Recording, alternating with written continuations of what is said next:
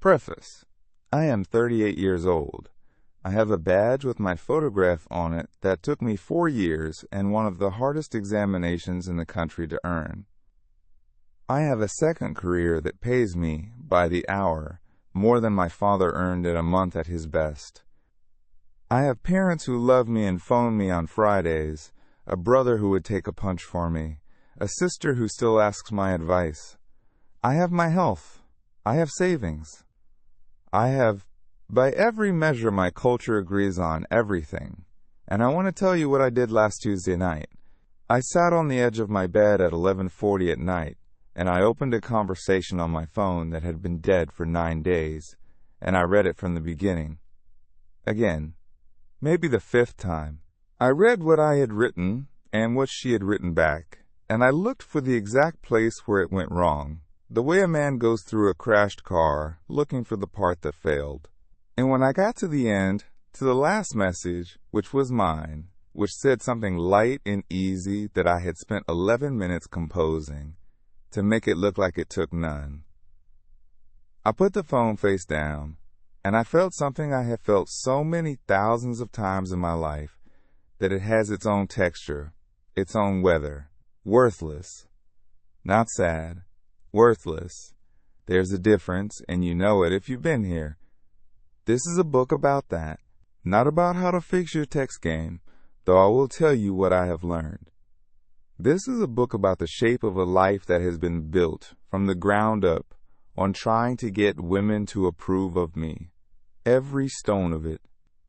The exams, the career, the way I choose a shirt, the restaurants I eat in, the work I take, the way I stand when a woman walks past me in a corridor. I want to lay it all out on the table and look at it in the light, because I have never once done that, and because I suspect there are men listening to this who have built exactly the same house, and have also never gone into the basement. Let me tell you what this is not. This is not going to be encouraging. I am not going to tell you that you're a great guy and the right one will come along. That sentence has been said to me by well-meaning people for 20 years, and it has never once been true, and it has never once helped. It is a painkiller, and painkillers are why the tooth is still rotting. This is also not going to be a book that hates women. I want to be very clear about that at the start, because the shelf this book sits on is full of men who took their pain and turned it into a war. I understand the appeal. It is much easier to believe that they are all cruel than to believe that I am doing something wrong, and there were years I would have paid good money for that belief. But it does not survive contact with the evidence. The women in this book are not villains. Almost every one of them behaved in a way that was completely rational given the information I was giving them. That's the part that hurts. If they were monsters, I'd be a victim, and being a victim is comfortable. They weren't. I wasn't. I was the variable. What this is an autopsy. I'm going to open up my own life on the table and show you the organs. Some of the stories in here make me look like a fool. One of them makes me look worse than that, and I have thought hard about whether to include it, and I'm including it, because I know that the men who need this book most have their own version of that story and have never said it out loud to anyone, and a book that only contains my flattering failures is worth nothing. I'll tell you about the 7 days I spent talking to a woman who found me because my life looked good from the outside, and what happened in the 4 minutes after I sent her a photograph of my face. I'll tell you about the first time in my life I ever walked up to a woman I didn't know. I was 36 years old. Read that again. 36. And I'll tell you what I did on the date that followed, which is the part I'd rather leave out. I'll tell you about the woman who has been ignoring me for 3 years while still letting me be useful to her, and what it says about a man that he keeps showing up for that. And I'll go back and show you where it was built.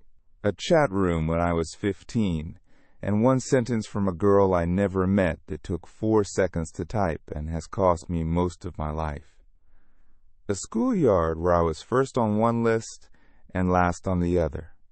A teacher who hit me across the face for the length of my hair and then, 20 minutes later, called on me for the answer nobody else had. I'll also tell you about something I've only recently admitted, which is that it isn't only women. I perform for men too. I cannot sit in a room and be unremarkable for 3 minutes without producing a joke or a clever point or a small grab at dominance, and the grab always comes out 15% too hard, and I go home and think about it at 1 in the morning. And I'll tell you about the ordinary machinery of my days.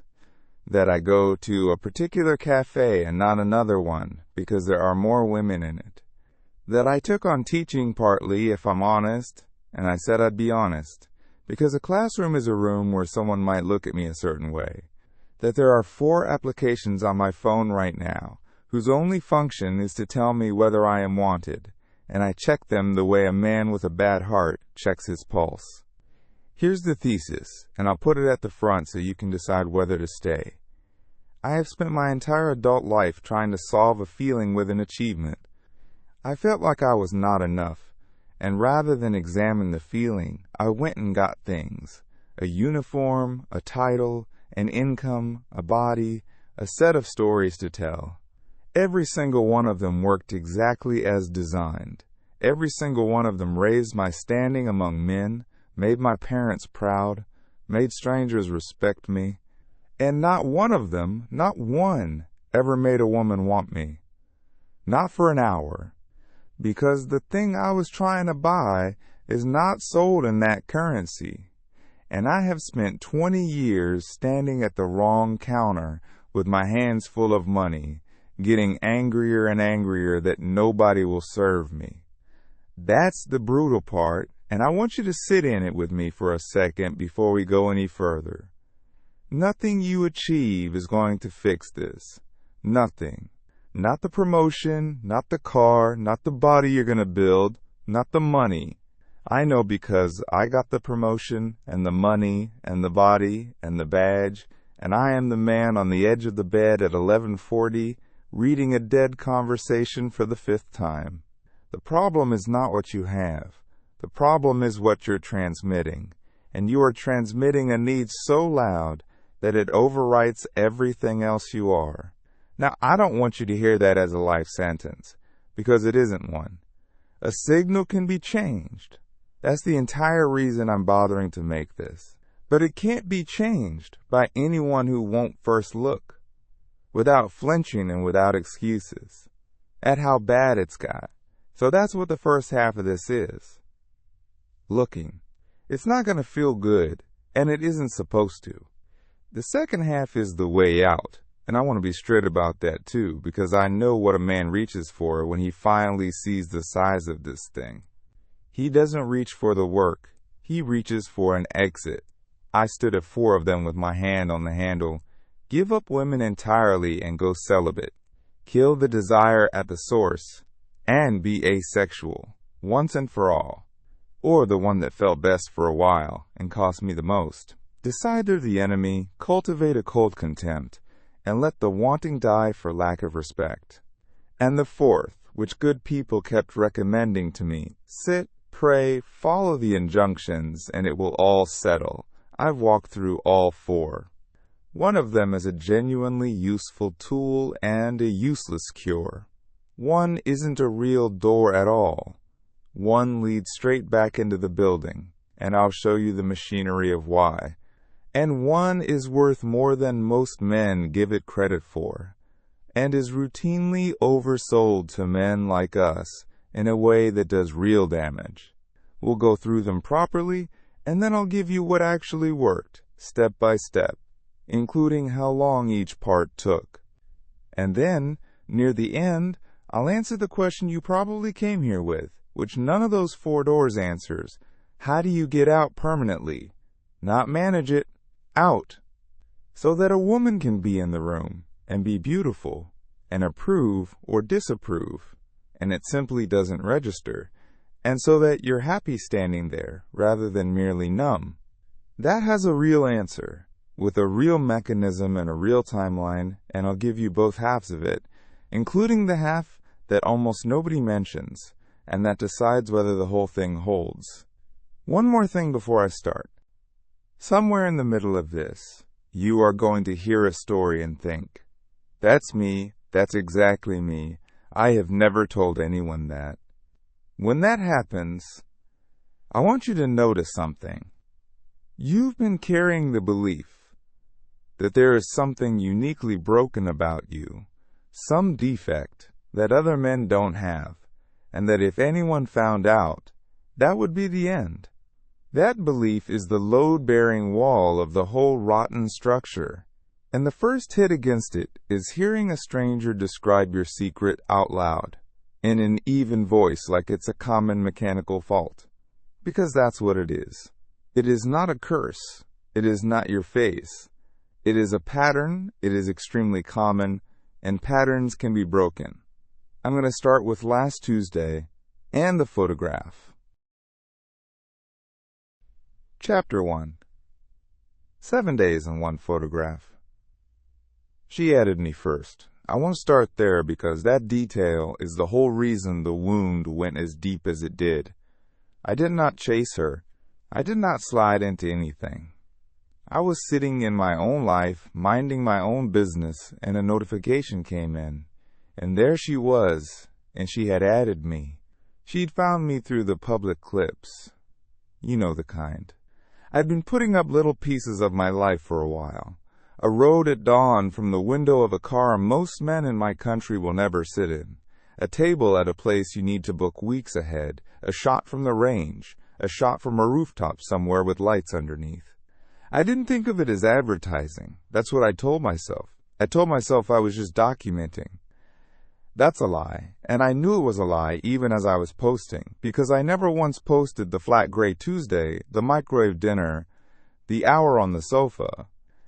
I posted the top 2% of my life, and I posted it into a public feed where strangers scroll, and a stranger scrolled, and the advertisement worked exactly as advertisements do.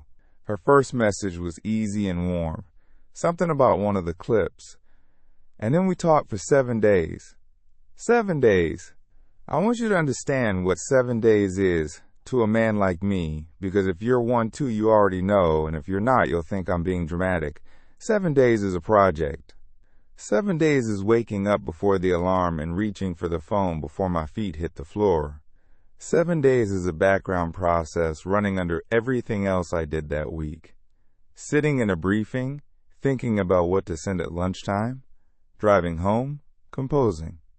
There was a genuine lightness in me that week that people around me noticed. My mother said I sounded happy on the phone. That's what it is. It's not a conversation. It's a hope with a heartbeat. And it was good. That's the thing. It was actually good. She was funny. She was quick. She sent voice notes. She asked me things. She said, more than once, that my life looked incredible. She asked what it was like to do what I do. She asked about the trip in the third clip. I told the story as well. I've had 38 years to practice the stories, and she gave me exactly what I have organized my whole existence around receiving, which is the sound of a woman being impressed. On the 7th day, she asked to see my face. Not aggressively. Just, "Hey, I don't think I've actually seen a proper picture of you. Send me one." Now here's where I need you to slow down with me, because this is the part I've thought about every day since. And it took me weeks to understand what actually happened in those next few minutes. I did not send a photo. I conducted an operation. I went to my gallery, and I scrolled back through years, and I evaluated maybe 40 photographs of my own face, like a man selecting a horse. This one, the light's wrong. This one, my jaw looks soft. This one is good, but the shirt says something I don't want said. This one is 3 years old. Is that dishonest? Does it matter? No, it's basically still me. I stood up and went to the mirror and considered taking a new one and decided against it, because a new one taken at that moment would look taken at that moment, and then I sat back down and went through the gallery again. 25 minutes for one photograph. And when I finally sent it, one photo, and I remember choosing to send only one, because sending two looked desperate, and I had a whole theory about this. I did the thing I have done 10,000 times. I typed something light underneath it. Something with a shrug in it. Something engineered to say, I don't care about this, when the 25 minutes said the exact opposite. She opened it in about 4 minutes. I know it was 4 minutes because I watched. And then, nothing. Not that day, not the next, not the one after that. I sent one more message about 2 days later, casual, referring to something we'd talked about, and it sat there opened and unanswered, and that was the end of a 7-day project and a week of waking up light. Now, the brutal part. For about a month I ran one explanation, and I ran it on a loop, and it nearly killed me. The explanation was, she saw my face and rejected my face, which meant the problem was my face, which is the one thing I cannot exam my way out of, cannot earn, cannot train. That explanation is a trap door straight down into the worst place a man can go, and I went down it, and I spent nights down there doing the thing where you turn your head slowly in the bathroom mirror trying to see what a stranger sees. Here's what I now think actually happened, and I want to give it to you carefully because it's the most useful thing in this chapter. For 7 days she was not talking to a man. She was talking to a highlight reel with a voice attached. Everything I had shown her, every single thing, was evidence of status. The car, the table, the rooftop, the badge, the stories told well. I had spent a week making a case. And when you spend a week making a case, you teach the other person that there is a case to be made. You teach them that you are a man who needs to be evaluated. And you install, in their head, a picture of what a man like that must look like. I built her expectation. Then I had to satisfy it. That's the trap. And it is a trap of my own construction, and it has nothing to do with whether I'm handsome. I think I'm reasonably handsome. Plenty of women have said so. But it did not matter, because by day 7 I was not being seen. I was being checked against a specification that I had personally written and handed to her. And no real human face survives being checked against a specification. She wasn't looking at my face. She was looking to see whether my face confirmed the story. That's an audition, and I built the stage, and I sold the tickets. And there is a second thing, quieter and worse. 25 minutes of selection is not invisible. I want to say that again because it sounds like superstition, and it isn't. The tension of those 25 minutes was in the message I sent underneath. It was in the caption that tried too hard to be casual. It was in the fact that I sent exactly one, carefully. It was in the 7 days before it, where I had been consistently, relentlessly available, and where I had answered every message in under 2 minutes, and where I had asked her far more questions than she asked me, and where I had never once been unavailable, or busy, or unbothered, or hard to reach. By the time that photo arrived, she had already received, without either of us saying a word about it, a complete and accurate report on how much I needed her to be impressed. The photograph didn't reveal my face. It gave her the one missing piece, and the picture it completed was of a man who was auditioning. Women don't consciously reason this out. I've stopped expecting them to be able to explain it. They just feel a small drop, a slight loss of interest they couldn't name if you asked them, and then they don't reply, and honestly, from her side, nothing dramatic happened at all. She stopped texting a stranger. That's a Tuesday. From my side, the whole week collapsed, and I was on the edge of the bed at 11:40 reading it again. Same story, by the way. Same story since I was 18. Different platforms, different women, same architecture. Something starts. It goes well precisely as long as I am at a distance and telling stories. And then, at the exact moment I become real and reachable and needful, it dies. I used to think I had bad luck. I had 1,000 data points and I called it luck. And to see how far back the machine goes and how much I built on top of it, I have to tell you what I actually own. Chapter 2.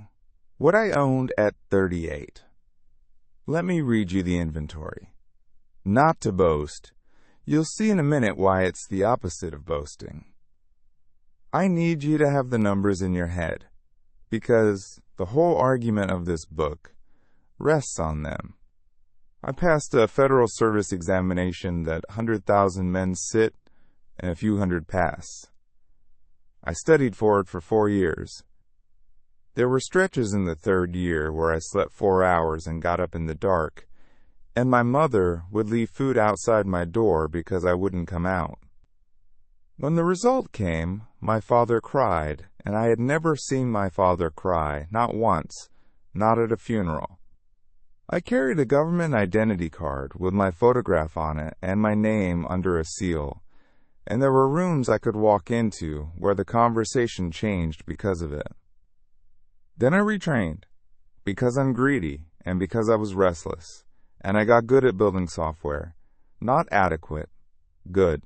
Good enough that I bill by the hour at a rate with 3 digits in front of it, in a currency that isn't my own, and the money arrives every month whether I feel worthy of it or not. I have paid off things. I have bought things for my parents. I have been, in the most literal sense of the phrase, a success. I have a body that works.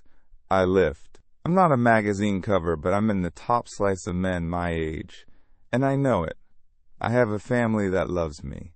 This one I have to say slowly because it's the one people always reach for when they're trying to make me feel better, and because it's true. My mother phones. My father asks about my work with real interest. My brother and I can sit in silence in a car for an hour, and it's fine. My sister trusts me with things she doesn't tell anyone else. If you took a survey of human beings across history and asked what they wanted, most of them would describe roughly what I have. Now here is the sentence this whole chapter exists to deliver. Not one item on that list has ever, at any point in my life, caused a woman to want me. Not once. I want to be exact, because it's important and because men argue with me about this. The list has caused women to be impressed.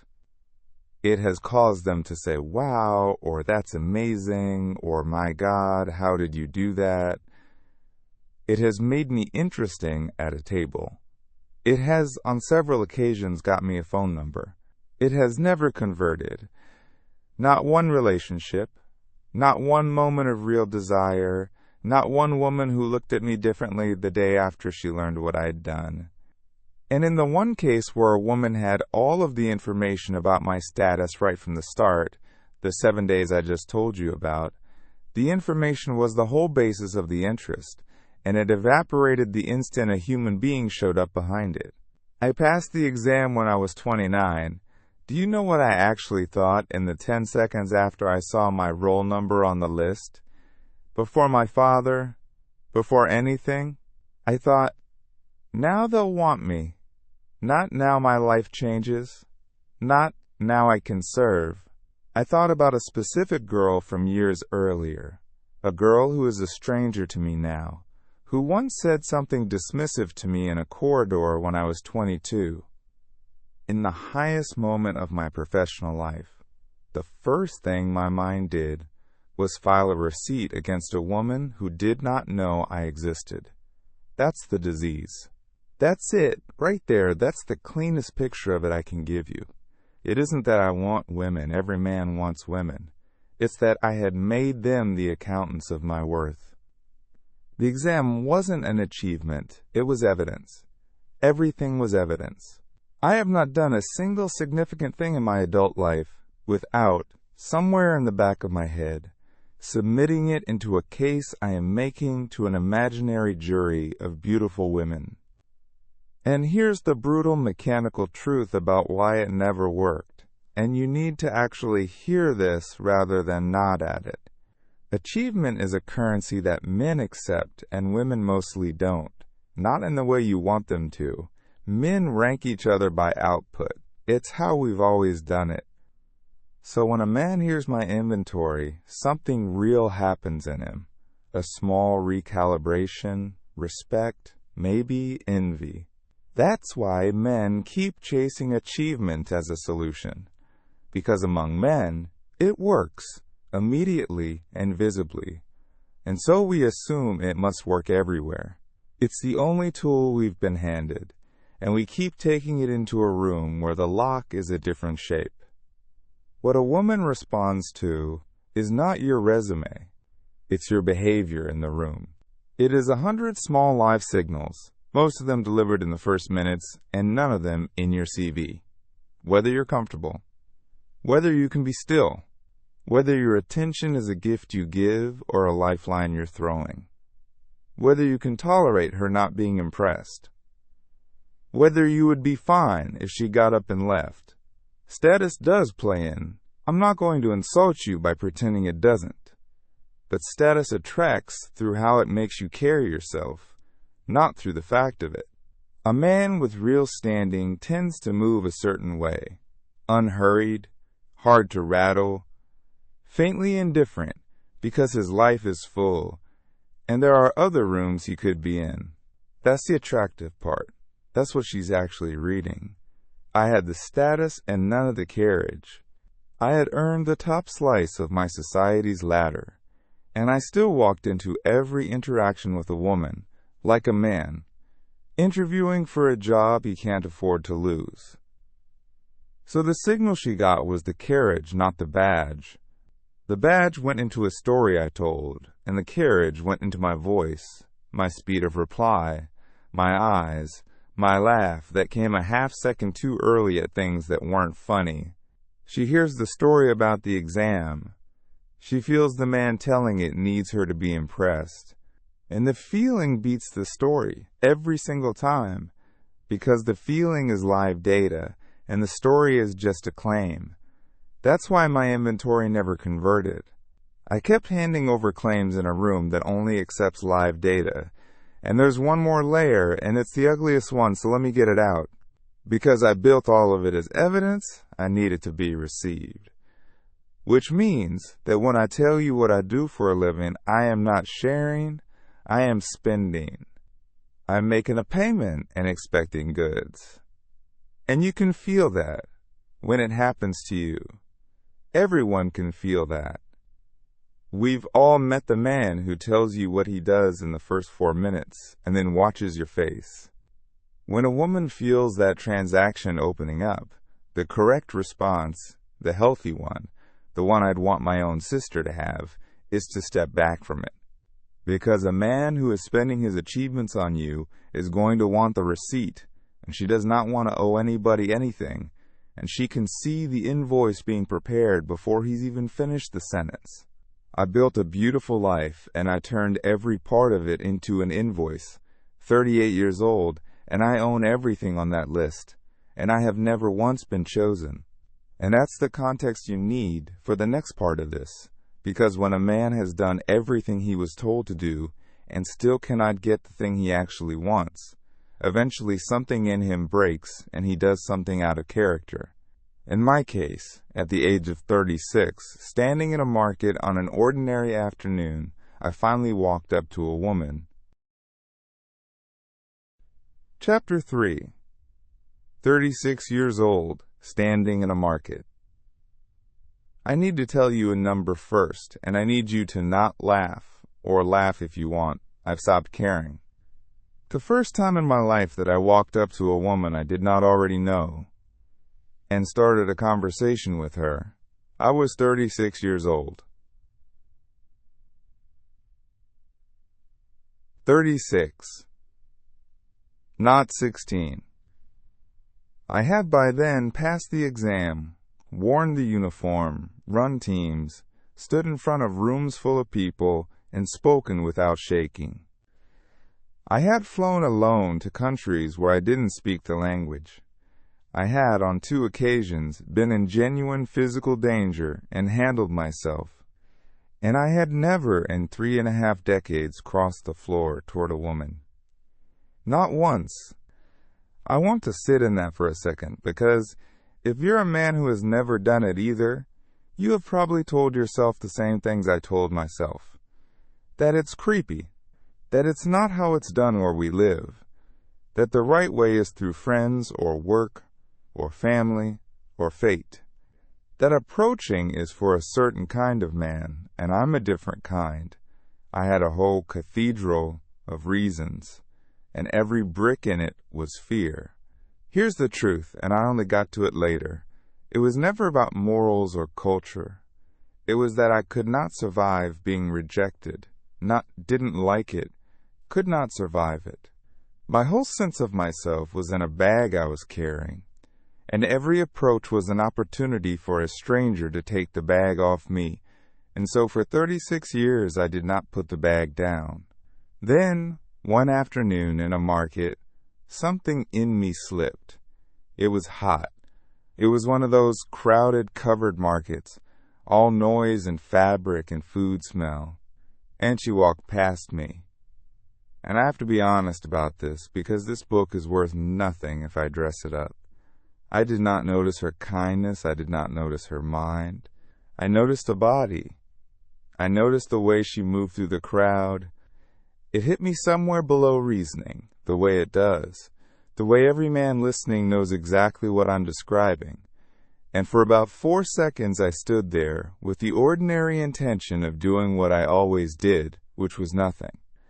And then I didn't do nothing. I don't have a heroic account of the decision. I've tried to reconstruct it many times. I think what actually happened was that 36 years of not doing it had built up such a pressure of self-contempt that on that particular afternoon, the fear of walking away was momentarily larger than the fear of walking over. That's all. It wasn't courage. It was 2 fears, and the other one won for once. I went after her, and when I opened my mouth, I lied. I made up a reason to be talking to her. Something about looking for a shop, needing an opinion. I don't even remember the exact words, but I remember constructing it on the walk over 3 or 4 seconds of frantic engineering to manufacture a pretext, because it did not occur to me, not for one instant, that I was allowed to walk up to a woman and say, "I saw you and I wanted to meet you." That option did not exist in my head. A man like me needed a cover story. And she was warm about it. That's the part one did not expect and was not prepared for. She had a friend with her, and the 2 of them stopped, and she answered, and then she asked me something back, and there was that little flick of interest in her face that men spend their lives trying to cause. I was funny. I was actually funny. The fear had burned off some layer of self-monitoring, and I was quicker than I usually am. I told a story. She laughed. The friend laughed. 11, 12 minutes. I got her number. She gave it easily. No negotiation, no test. And we agreed to meet the next day. I want to tell you what the walk back to my car was like. I was 36 years old, and I had done the thing, and I was more alive than I had been at any point in my professional life. Higher than the day the exam results came out. I'm not exaggerating for effect. The day I passed that exam, I felt relief and vindication, and I felt my father's arms around me. Walking back through that market, I felt something I had literally never felt. I felt like a man who acts, like the world had a door in it that I had assumed was painted on, and I had pushed it, and it opened. That night I could not sleep, and here's where the machine came back online. I did not sleep because I was happy. I did not sleep because I was planning.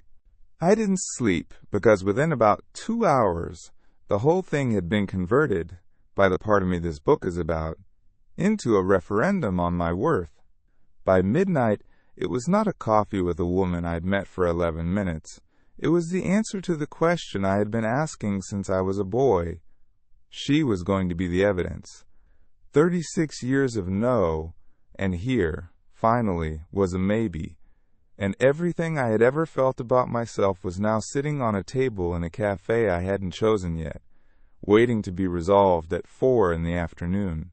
I want to name what I did there, precisely, because I did it in a single evening and I have done it with every woman since. I took a stranger and I made her the judge. She didn't apply for the job. She'd had a nice 11 minutes in a market with a man who made her laugh.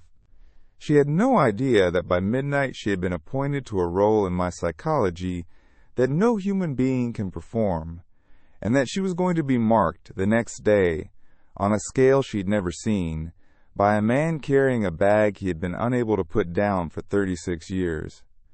Now I'll tell you something I didn't understand until years later, and it's the reason this chapter matters more than the approach itself. The approach worked. It's important that you hear that clearly, because most of this book is about failure, and this part isn't. A man who had never done it, who was terrified, who used a clumsy invented pretext, walked up to an attractive woman in a public place in the middle of the afternoon and got a warm reception and a number in under 15 minutes. It works. It works far more often than the fear says it does. Nothing bad happened. Nobody made a scene. She was not offended, she was pleased. Everything that went wrong afterwards went wrong in the next 24 hours, and none of it went wrong because of the approach. It went wrong because a man who has spent his whole life starving cannot sit down at a table and eat like a normal person, and I have to tell you what happened at that table. This is the story I've never told anyone.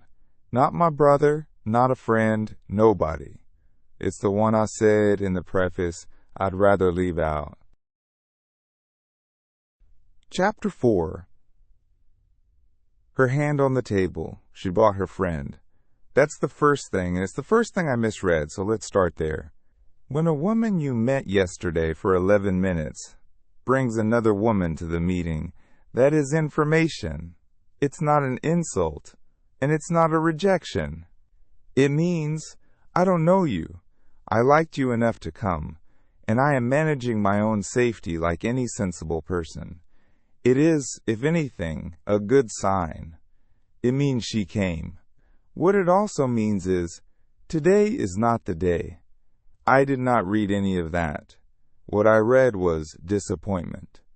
I remember the small drop in my chest when I saw two of them at the table, because in my head, since midnight, this had been the referendum, and now the referendum had an observer, and some part of me immediately began recalculating what was still achievable.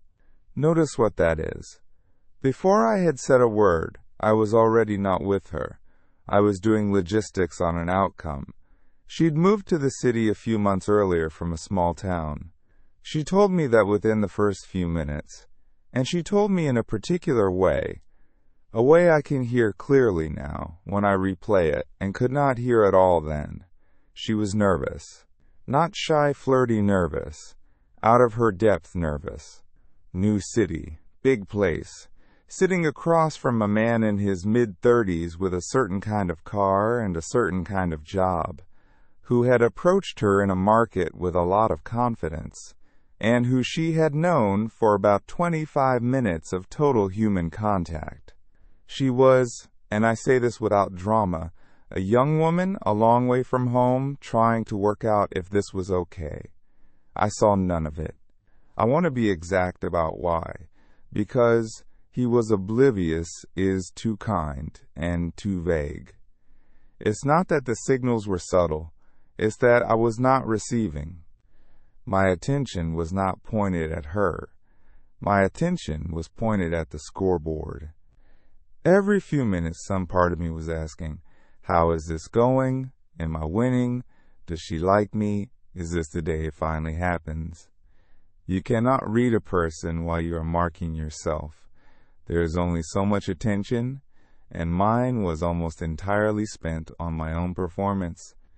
And under all of that, running hot, was the thing I have to be honest about, which is that I wanted her body. That was what moved me across the market. 20 years of wanting with nowhere to put it. And now here she was, 3 feet away, real, warm, in the room. Whatever composure I had was a thin lid on that. So I reached for her hand. There was no moment that made it right. No leaning in, no held look, no touch on my arm, no lowering of the voice. Nothing had happened that would make a man who was paying attention think, yes, now. What had happened was that I had been sitting there for 40 minutes in a state of unbearable wanting, and a gap appeared in the conversation, and I moved. She didn't yank her hand away, and this exact detail is the one I hid behind for 3 years, so let me put it in the light. She didn't pull away. She went still. There's an enormous difference, and every man knows it if he lets himself. She left her hand where it was for a second or two, and she said something, and she laughed a little bit, and then her hand went off the table and into her lap, and her body turned about 10 degrees toward her friend, and the friend said something, and the two of them talked to each other for a moment. That is not ambiguity. That is a person being polite while removing herself.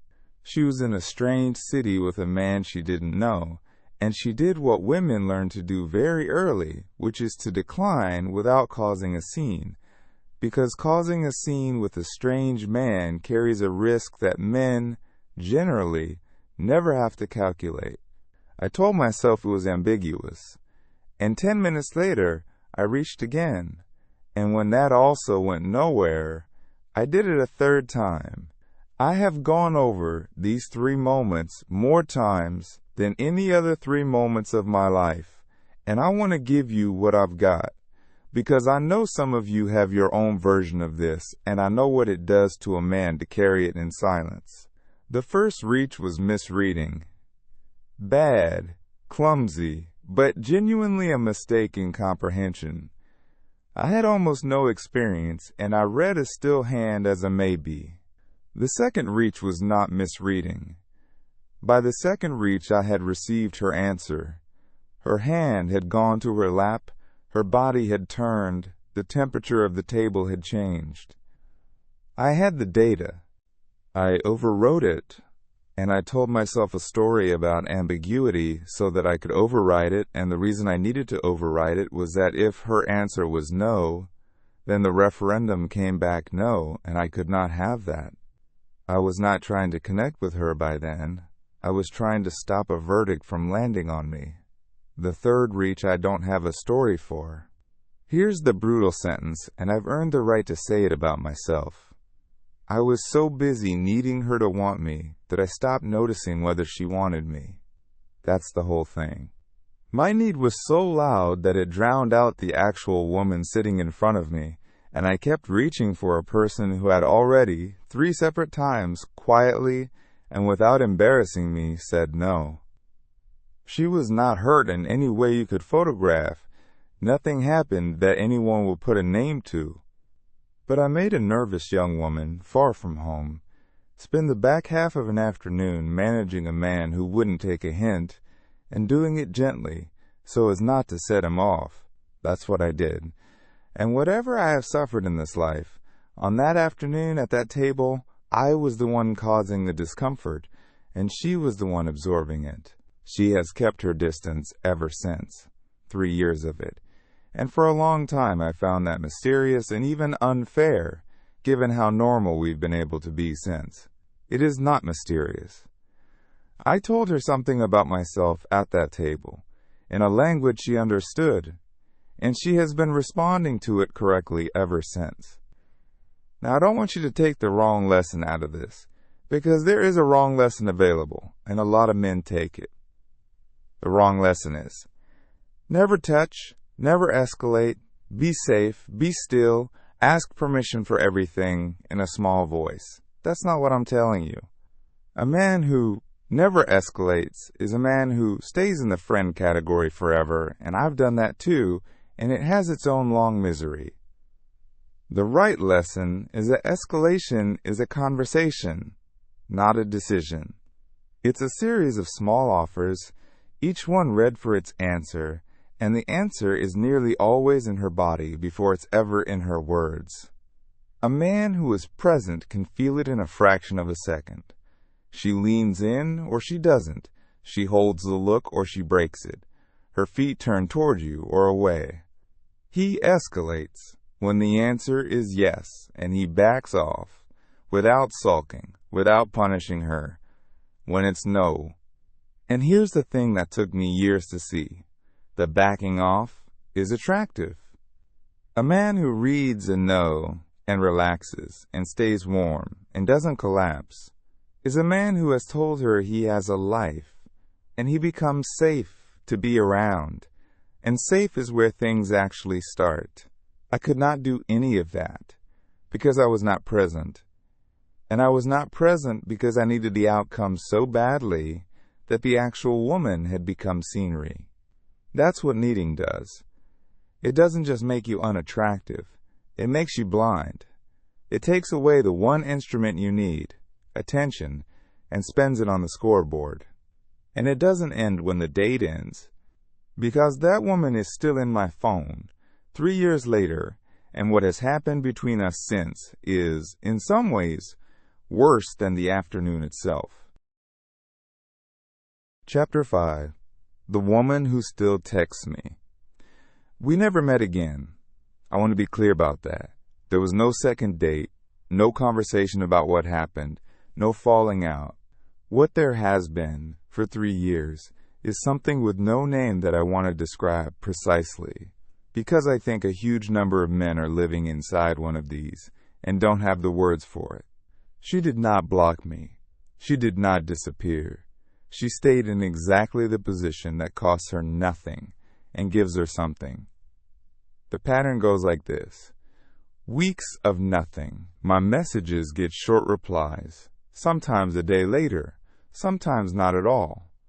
Then, every so often, a message from her, warm, easy, like no time has passed. And it's never nothing. There's always something in it. She's applying somewhere, and could I look at her documents? Her laptop's doing something strange. Someone in her office is treating her badly, and what would I do? She's thinking about a course. Is it worth the money?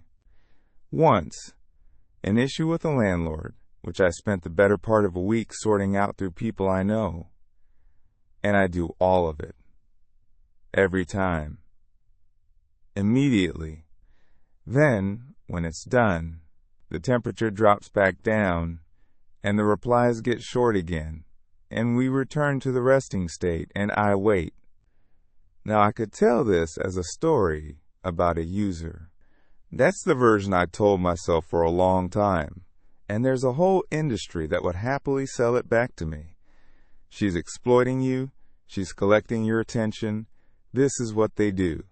It's an appealing story because it makes me the good man in it. I don't think it's true. Or rather, I think it's about 10% true, and the 10% doesn't matter. Here's what I think is actually happening, and it's much harder to sit with. She has never once asked me for anything I didn't offer first. Go back and look, I did. I went through 3 years of messages one night. Almost every single time the shape is, she mentions a difficulty in passing, and I volunteer. Loudly.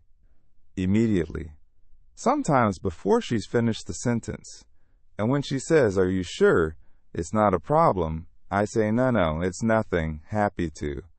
I have spent 3 years making myself useful to a woman who told me at a table that she was not interested, and then I have privately kept a ledger of that usefulness, and I have waited for the ledger to be settled. That's the ugly bit. There's a ledger. I would have denied it for years, and have said, I'm just a helpful person, I do it for anyone. Not true. I do not do it for anyone. I did not once, in that same 3 years, spend a week of favors on my cousin. who actually needed it. The help is not generosity, it's a bid. Every single act of usefulness is a small message that says, look at what I am, look at what I can do for you, please reconsider. And she doesn't reconsider. She never will. Because, and this is the part that took me longest, the very behavior I'm using to make my case is the behavior that proves I'm not a candidate. Think about it from where she's standing.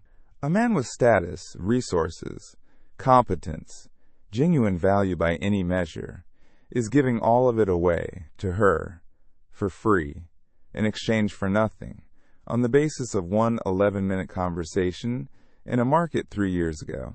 What does that tell her about how he values himself? It tells her he has no other offers. It tells her his time is worth so little to him that she can have unlimited amounts of it without paying anything. Nobody desires a resource that is infinitely available and costs nothing. Nobody. That's not female cruelty, that's just how value works, and it works on us the same way.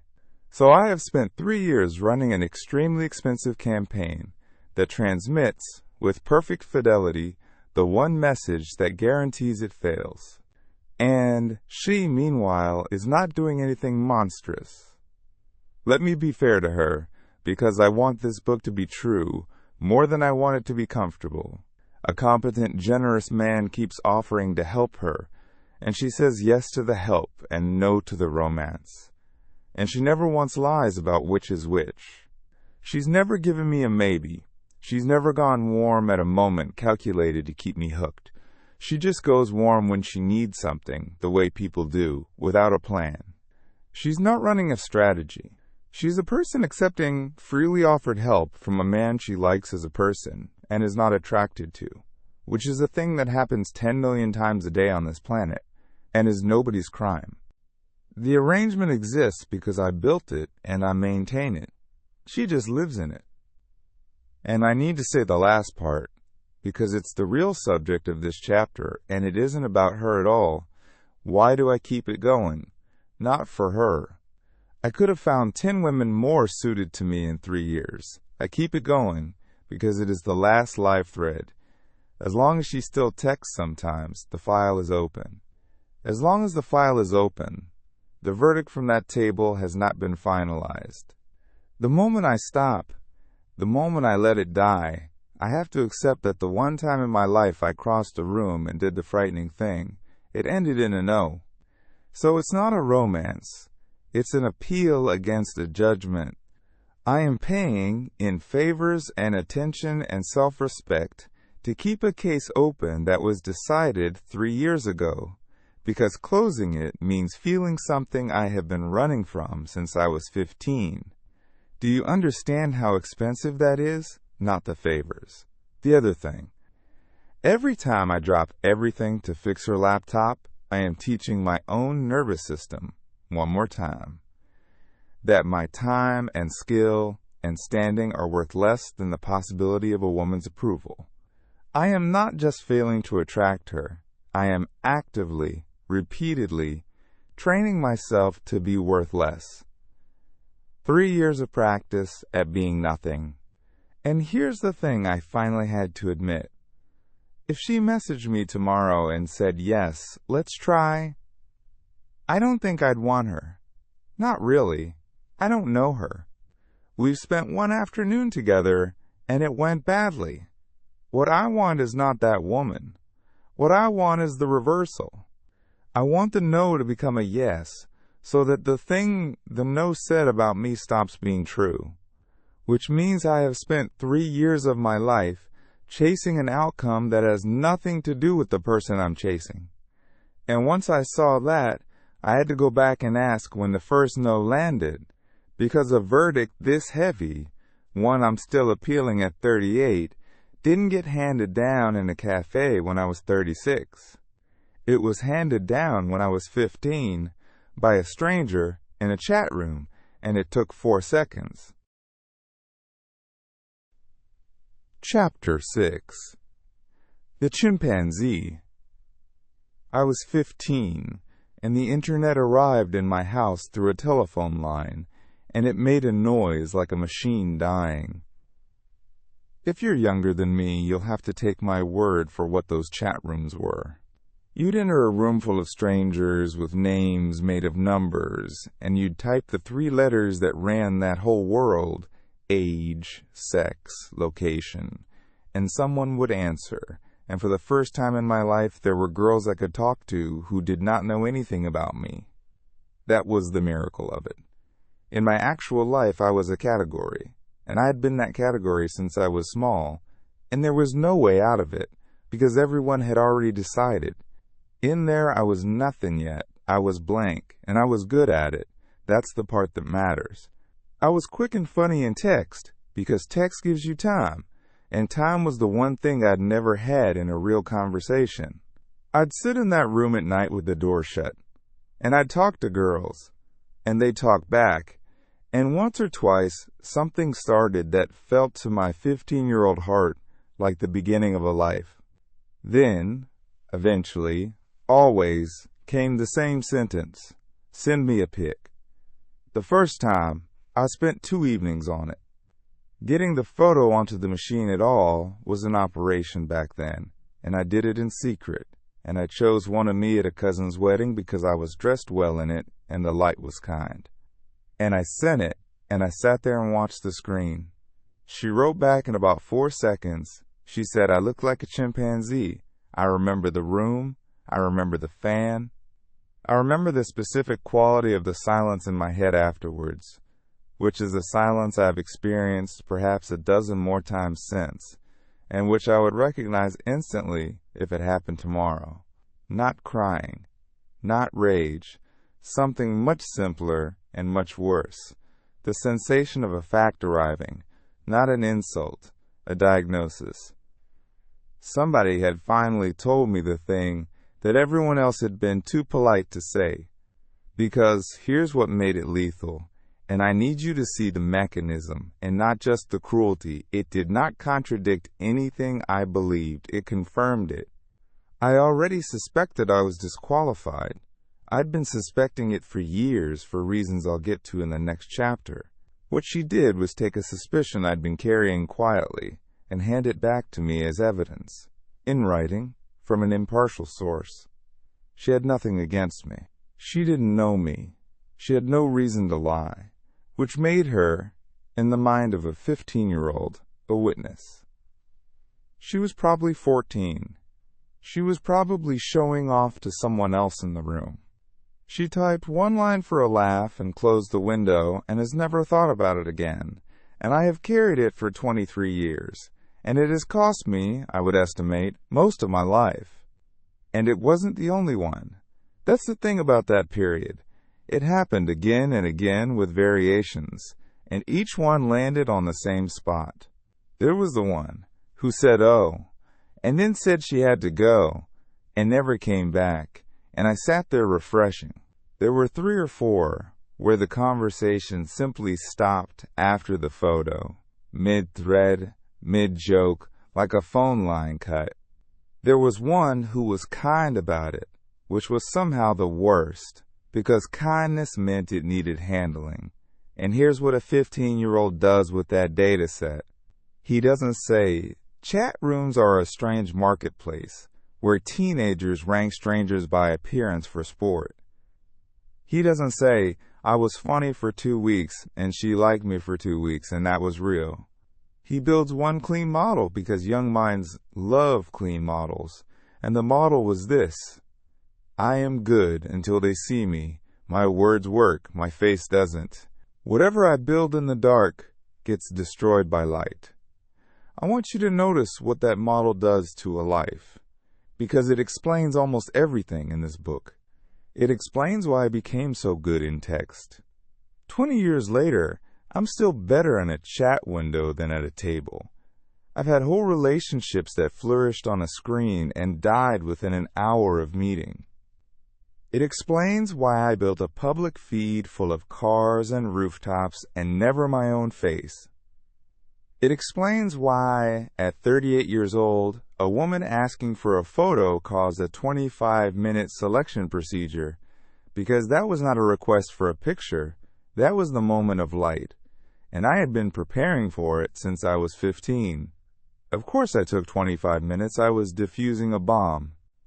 And it explains the specific shape of my ambition, which is the cruelest part.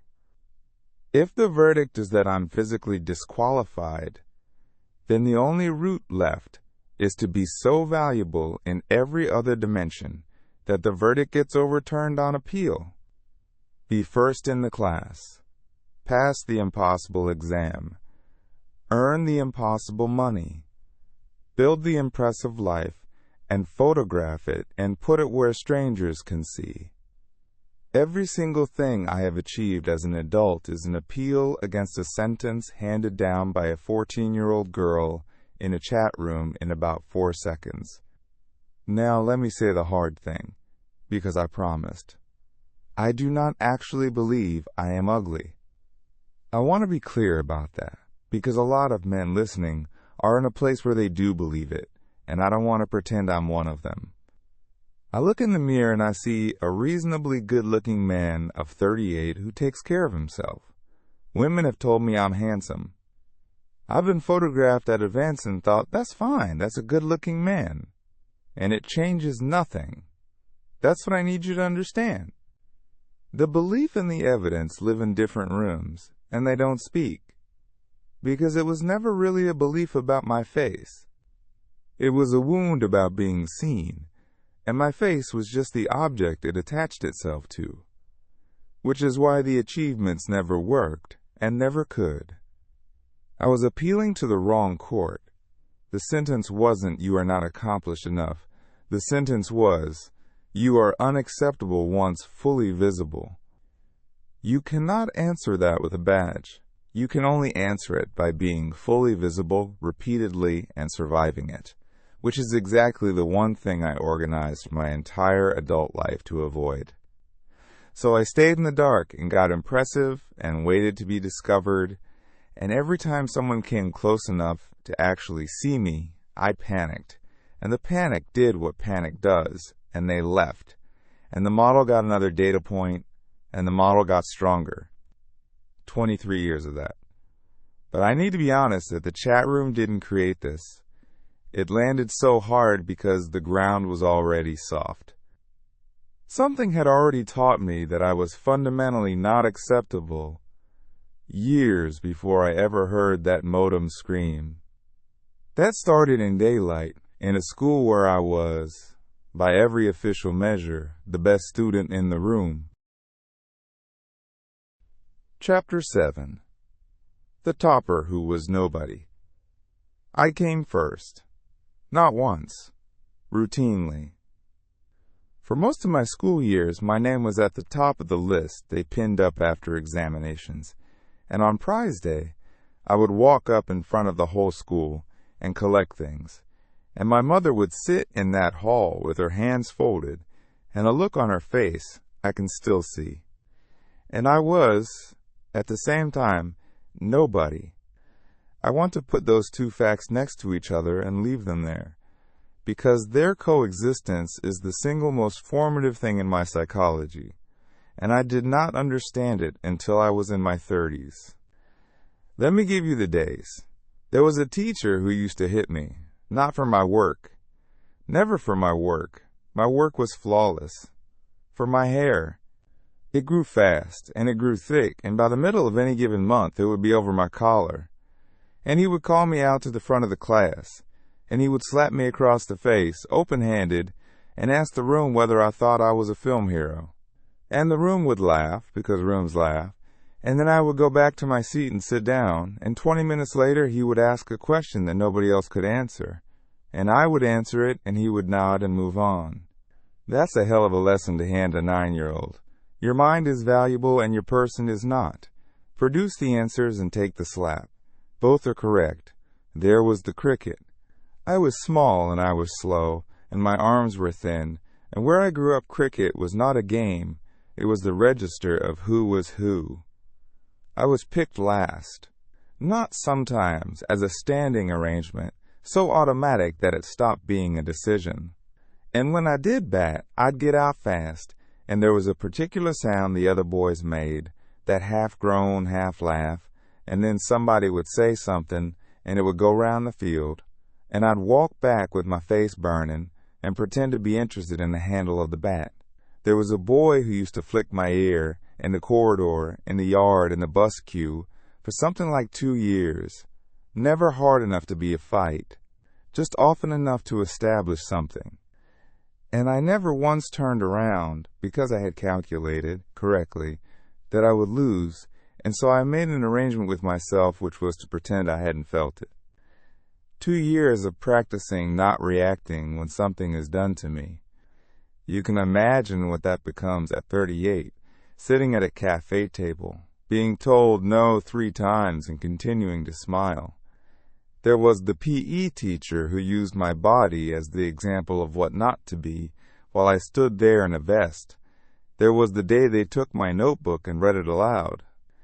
And there was one afternoon, this is the one that actually built the machine, when a girl I had thought about constantly for about a year stood with a group that was laughing at me and laughed with them. She wasn't cruel about it. She just laughed because it was funny, because she was 13. And I understood something in that moment with total clarity, the way children understand things, wordlessly and permanently. The ranking that matters is not the one on the notice board. There are 2 lists. I am first on the list that adults care about, and I am at the bottom of the list that she reads. That's it. That's the fracture, right there. Everything else in this book is downstream of it. Because look at what a bright, obedient boy does with that information. He can't fight, he can't run faster, he can't change his body, he can't stop the ear flicking. He has exactly one instrument that works, one thing that reliably produces approval, and it is achievement. So he goes all in, he becomes excellent. He becomes the best in the room. Because being the best in the room is the only lever he has ever successfully pulled. And it works on adults. It works on teachers and parents, and eventually on institutions and employers. And it will work on them for the rest of his life, and it will bring him a badge and a title and money and a father crying at a result. Everything I described in Chapter 2 is a 9-year-old boy still pulling the only lever that ever worked. But it does not work on the other list. It has never once worked on the other list. The girl in the yard was not impressed by my marks. My marks were, if anything, part of the reason I was on the bottom of her list. Because at 13, the boy who is first in class and last on the field is not a prize, he's a category. So I have spent 29 years applying a tool with tremendous force to a lock it does not fit, and getting better and better at using the tool, and becoming genuinely formidable with it, and never once asking whether it's the right tool. And every time it fails, my conclusion is not wrong tool. My conclusion is not enough yet. So I go and get more. Another qualification. Another rank. More money, more proof. That's the engine. That's the whole engine. Not enough yet. Now, the other thing bullying does, and this one is more mechanical, and I think less understood, it rewires your attention permanently. A boy who is a target learns to read a room the way an animal reads a tree line. Where's the danger? Who's in a mood? Is that laughter about me? Is he gonna do the thing today? You become superb at monitoring other people's faces for your own status. And you become superb at it because you have to be, and that skill saves you, and then the danger goes away and the skill doesn't. It stays on for the next 30 years, running in the background of every dinner, every meeting, every date. I can walk into a room and tell you within seconds who is warm to me and who isn't, and I cannot turn it off, and it is the reason I am never actually anywhere. Half of me is always up in the gallery watching the room watch me. You cannot be present with a woman while you're doing that. You cannot read her hand on a table while you're monitoring your own standing. The hypervigilance that kept a small boy safe is the exact mechanism that makes a grown man blind. And I want to say the last thing plainly, because it's the thing I'd once said to me. None of that was your fault. Not the hair, not the slap, not the arms, not the field, not the laugh. A child does not choose the size of his body or the temper of his teacher. You didn't build the model. It was built in you by people who had power over you and used it badly, and by other children who were doing what children do. But you're the only one who can take it apart now.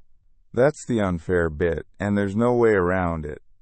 The man who has to do the work is not the man who caused the damage. He's just the one who's still living in the house. And before we can take it apart, I have to show you how far it spread.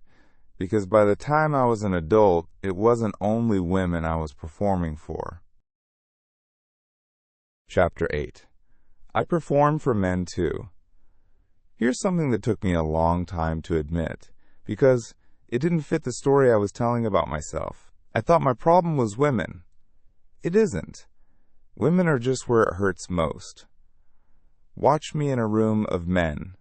Any room. A work meeting. A dinner. 4 guys standing in a kitchen at somebody's house. I cannot be quiet. Not because I've got something to say. Because silence, for me, is a status event.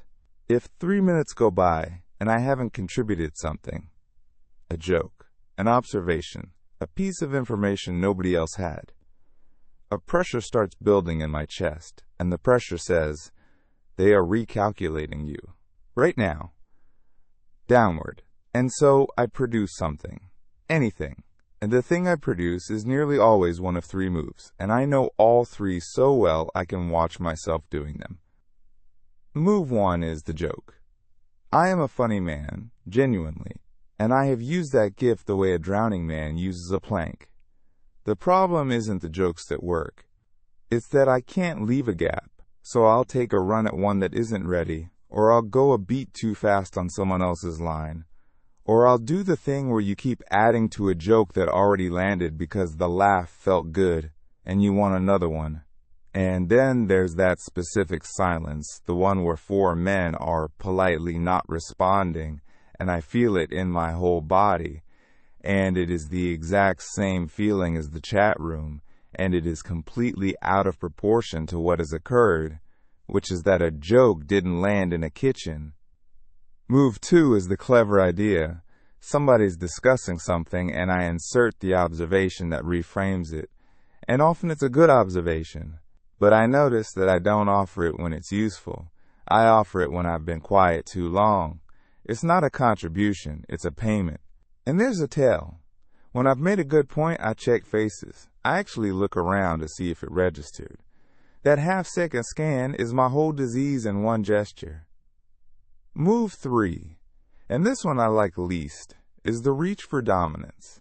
There are moments in a group where I sense the frame is up for grabs, a slight ambiguity about who's leading, and I go for it. Talk over someone. Redirect the topic to my territory.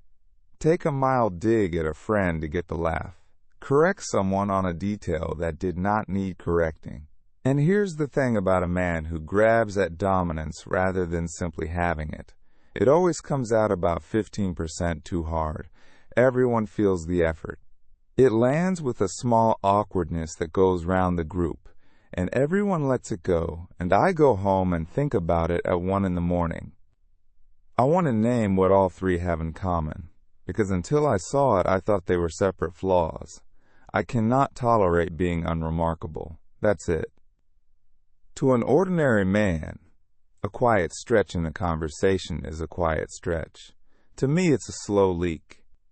Because somewhere back in that schoolyard, I learned that being unremarkable is what I actually am underneath, and that being remarkable is a performance I must sustain in order to be permitted to stay. Neutral doesn't exist for me. There's impressive, and there's exposed, and there is no third state, so I am always working. Now, the cost. The first cost is that I'm exhausted. Every social occasion is labor. Men who don't have this cannot understand what it's like to leave a normal dinner needing to lie down. The second cost is that I'm not actually likable in the way I'm trying to be. Here's the cruel geometry of it. The try is visible. Always. You can't hide effort. It comes off a man like heat. And what a room feels when it detects effort is not admiration. It's a slight discomfort, and then a slight downgrade. The men in that kitchen are not thinking he's not funny. They're feeling, without words, that I need something from them. And needing something from a group, in male social terms, is a position of lowness. So the very behavior I'm using to climb is the behavior that ranks me. Meanwhile, the man in the corner, who said 4 things all evening, who laughs when something's funny and doesn't when it isn't, who is comfortable in a silence, the room orients around him. Everyone's felt this. It's not charisma in the sense of fireworks. It's that he's not asking for anything, and not asking is the loudest possible signal that you're fine. The third cost is the one that connects this chapter to the rest of the book, and it's the one men miss. Women read you're standing among men, constantly. It's one of the highest quality signals available to them, because it's very hard to fake. The way 3 men treat you when you walk over tells her more in 4 seconds than you could tell her in an hour. So when I perform for men, and the room gives me that small polite recalibration, and a woman is in the room, she doesn't need to have any opinion about my face or my job. She has just watched the men present quietly rank me, and she's read it. Probably without noticing she read it. I used to think I had a women problem that I compensated for by being good with men.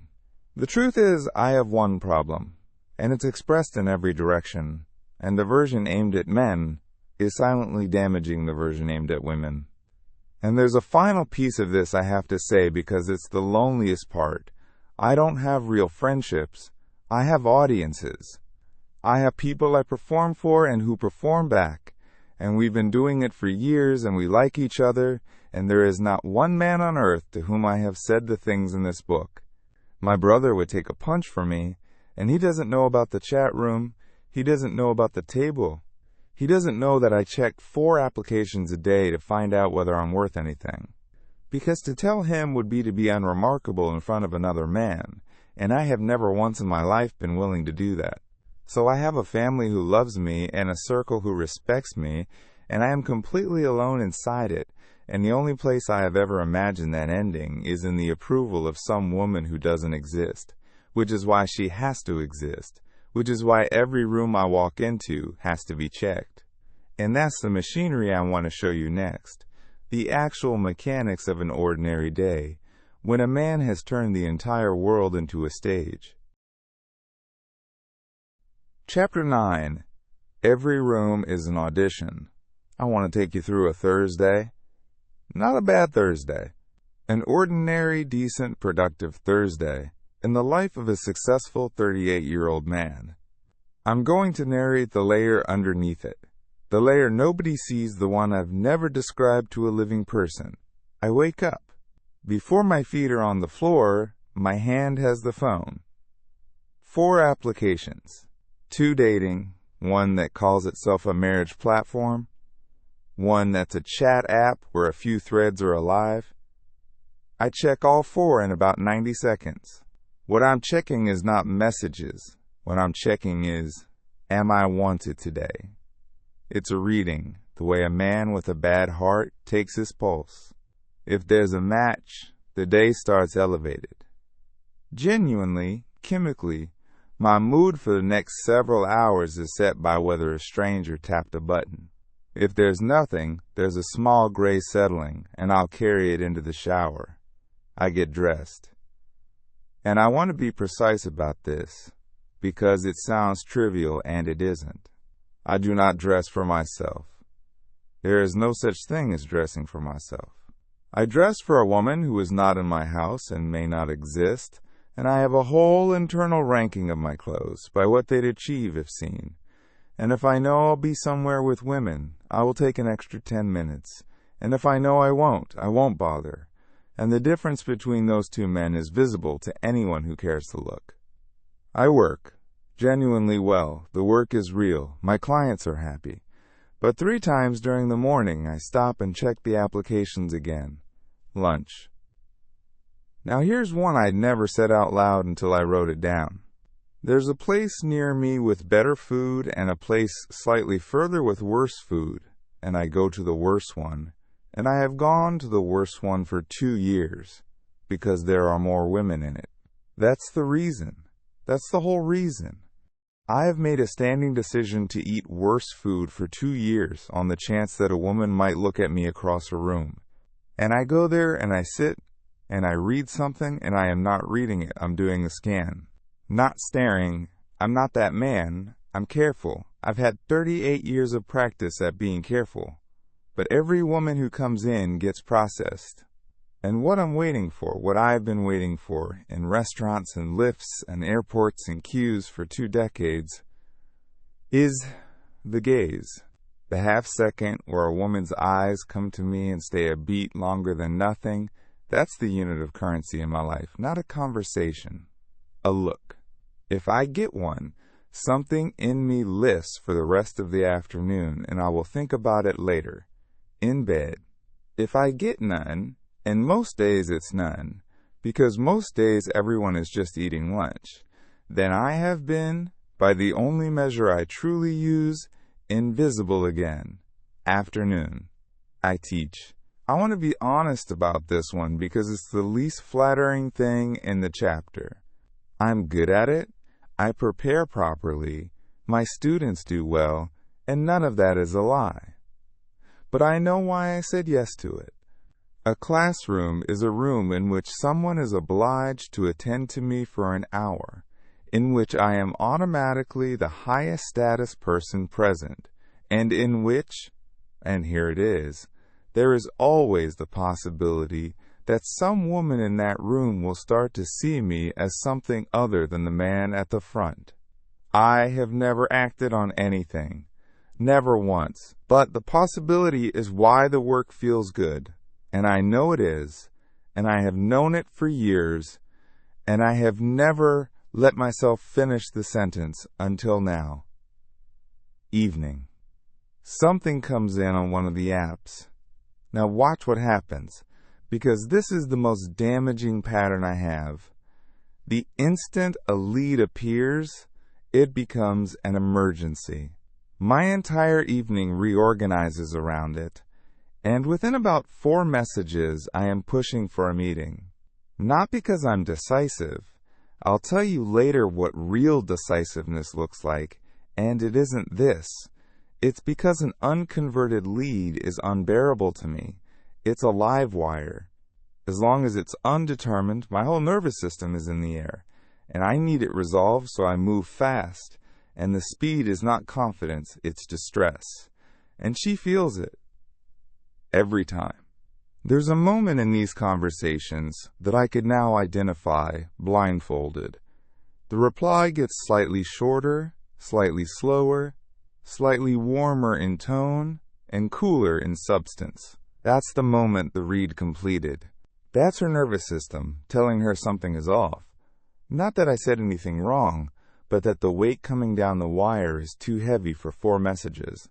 And after that, it's already over. There's usually another day or 2 of politeness, and then nothing. I have had, by my count, over 40 of these. 40 women who at some point were genuinely, actively interested, some of whom said so plainly, and who in every single case cooled at the same stage. 40. When 40 independent people run the same experiment and get the same result, the variable is not them. Then it's 11 at night, and here's the last one. I go through the marriage platform, and I tell myself, this is the serious part of my life. This is me being a grown man about the future, the way my parents were, the way it's supposed to be done. But I'm not looking at those profiles the way a man looks for a wife. I'm looking at photographs and ranking them by attractiveness, and I'm looking to see who has looked at me. It's the same machine wearing a shirt and tie. The seriousness is a costume the addiction wears so it can be run in daylight in front of my mother with her approval. And then I put the phone down and lie in the dark. And here's what I want you to understand about the whole day. There was not 1 minute of it that belonged to me. Not the food, not the clothes, not the cafe, not the work I chose, not the evening. I did not eat a meal I wanted in a place I liked because I liked it. I did not have 1 hour of one day where I wasn't, at some level, being watched by an imaginary woman and marked out of 10. I have never lived in my own life. I've been auditioning inside it for 20 years, and the audition has no end, because the panel doesn't exist, and you cannot get a decision out of a panel that isn't there. That's what it costs, not the loneliness. The loneliness is what people focus on, and it's not the main charge. The main charge is that a whole life, an actually good life with real achievements and real people in it, was spent somewhere else. And now I've laid out the wreck. I owe you the mechanism. Because neediness is a word men throw around without ever explaining what it actually is or why it works the way it does. Chapter 10. What neediness actually is. Every man in my position has been told he's needy. It's the diagnosis everyone reaches for, and almost nobody explains. And because it's never explained, it sounds like an insult rather than a mechanism. So we defend against it instead of fixing it. Let me try to do it properly, because once I understood the machinery, things that had confused me for 20 years became obvious. Start here.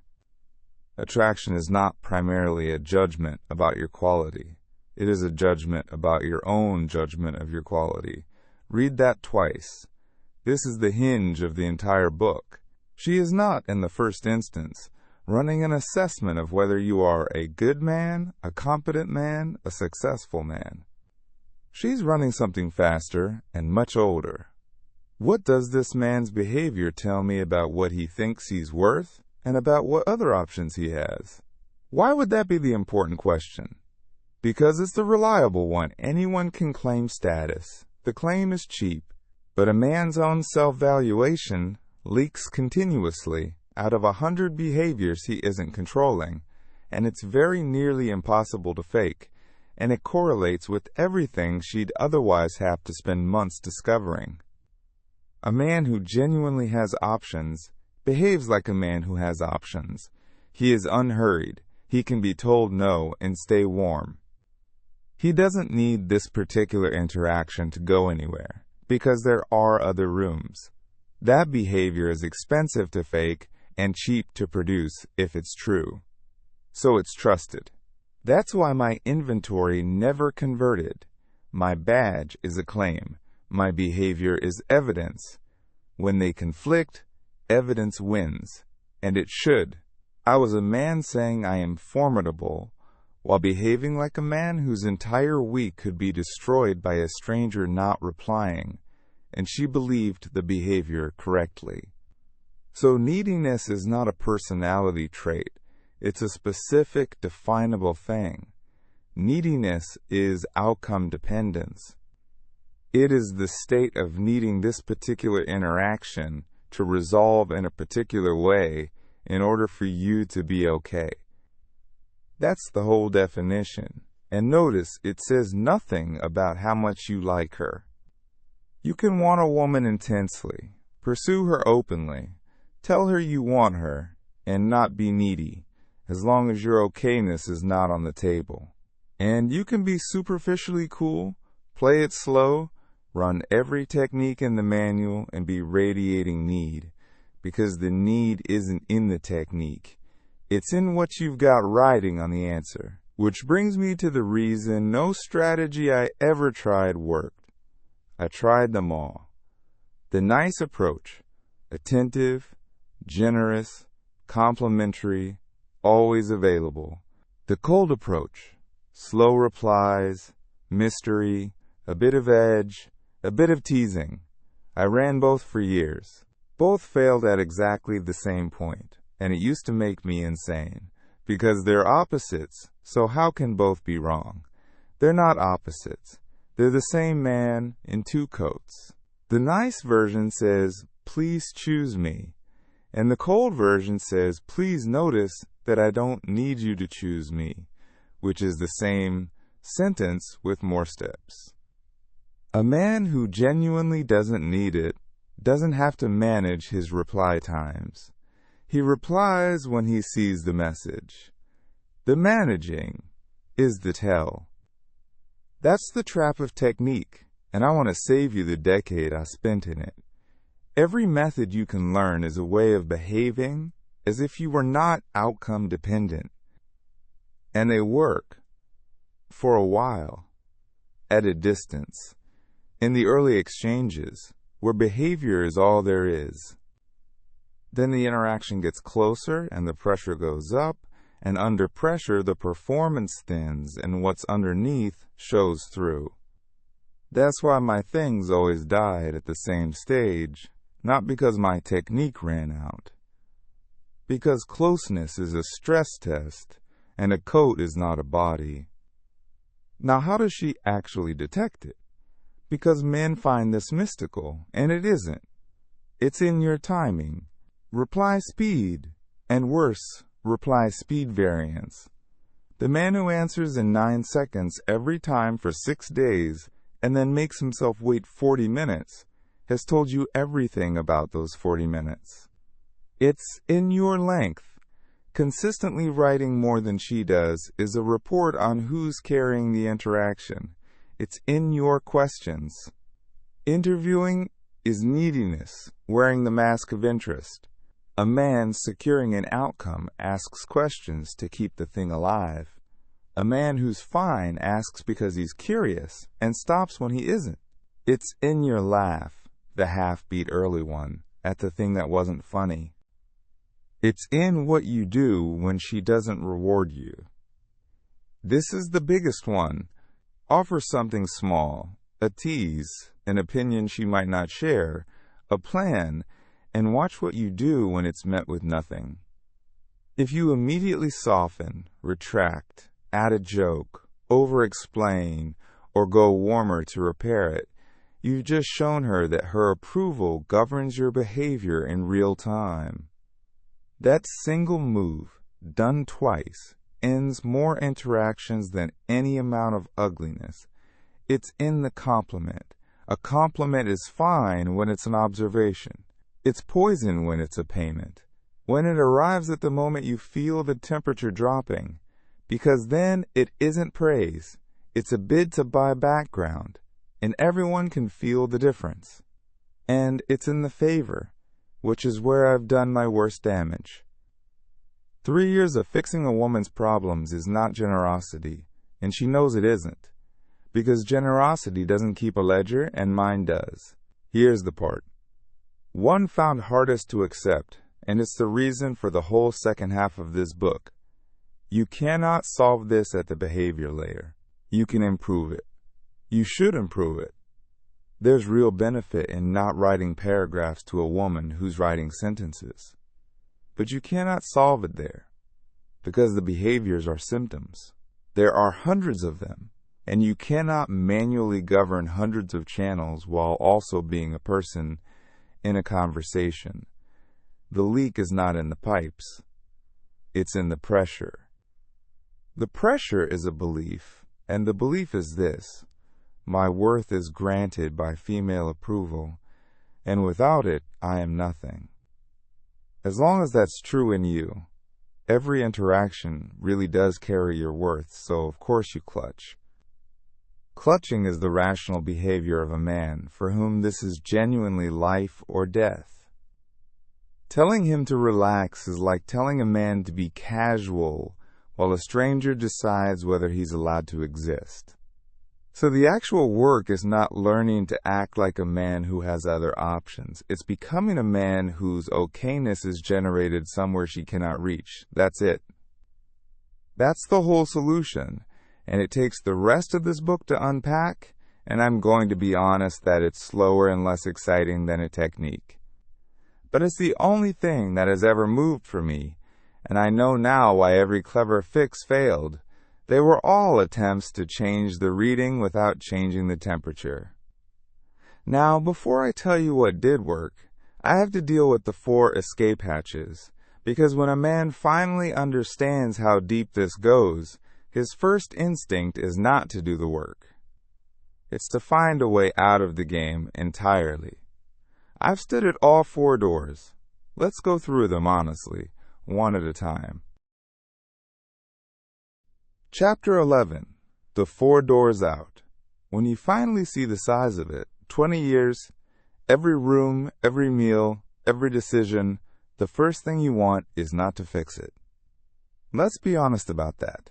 The first thing you want is out. Off the board entirely.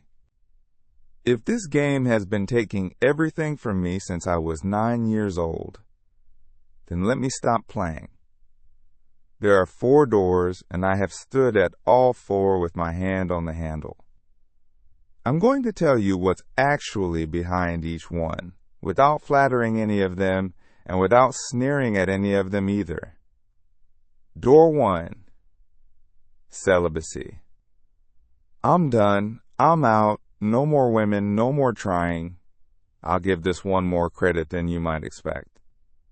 It is a real practice with 3,000 years of history behind it, and the men who did it were not all saints.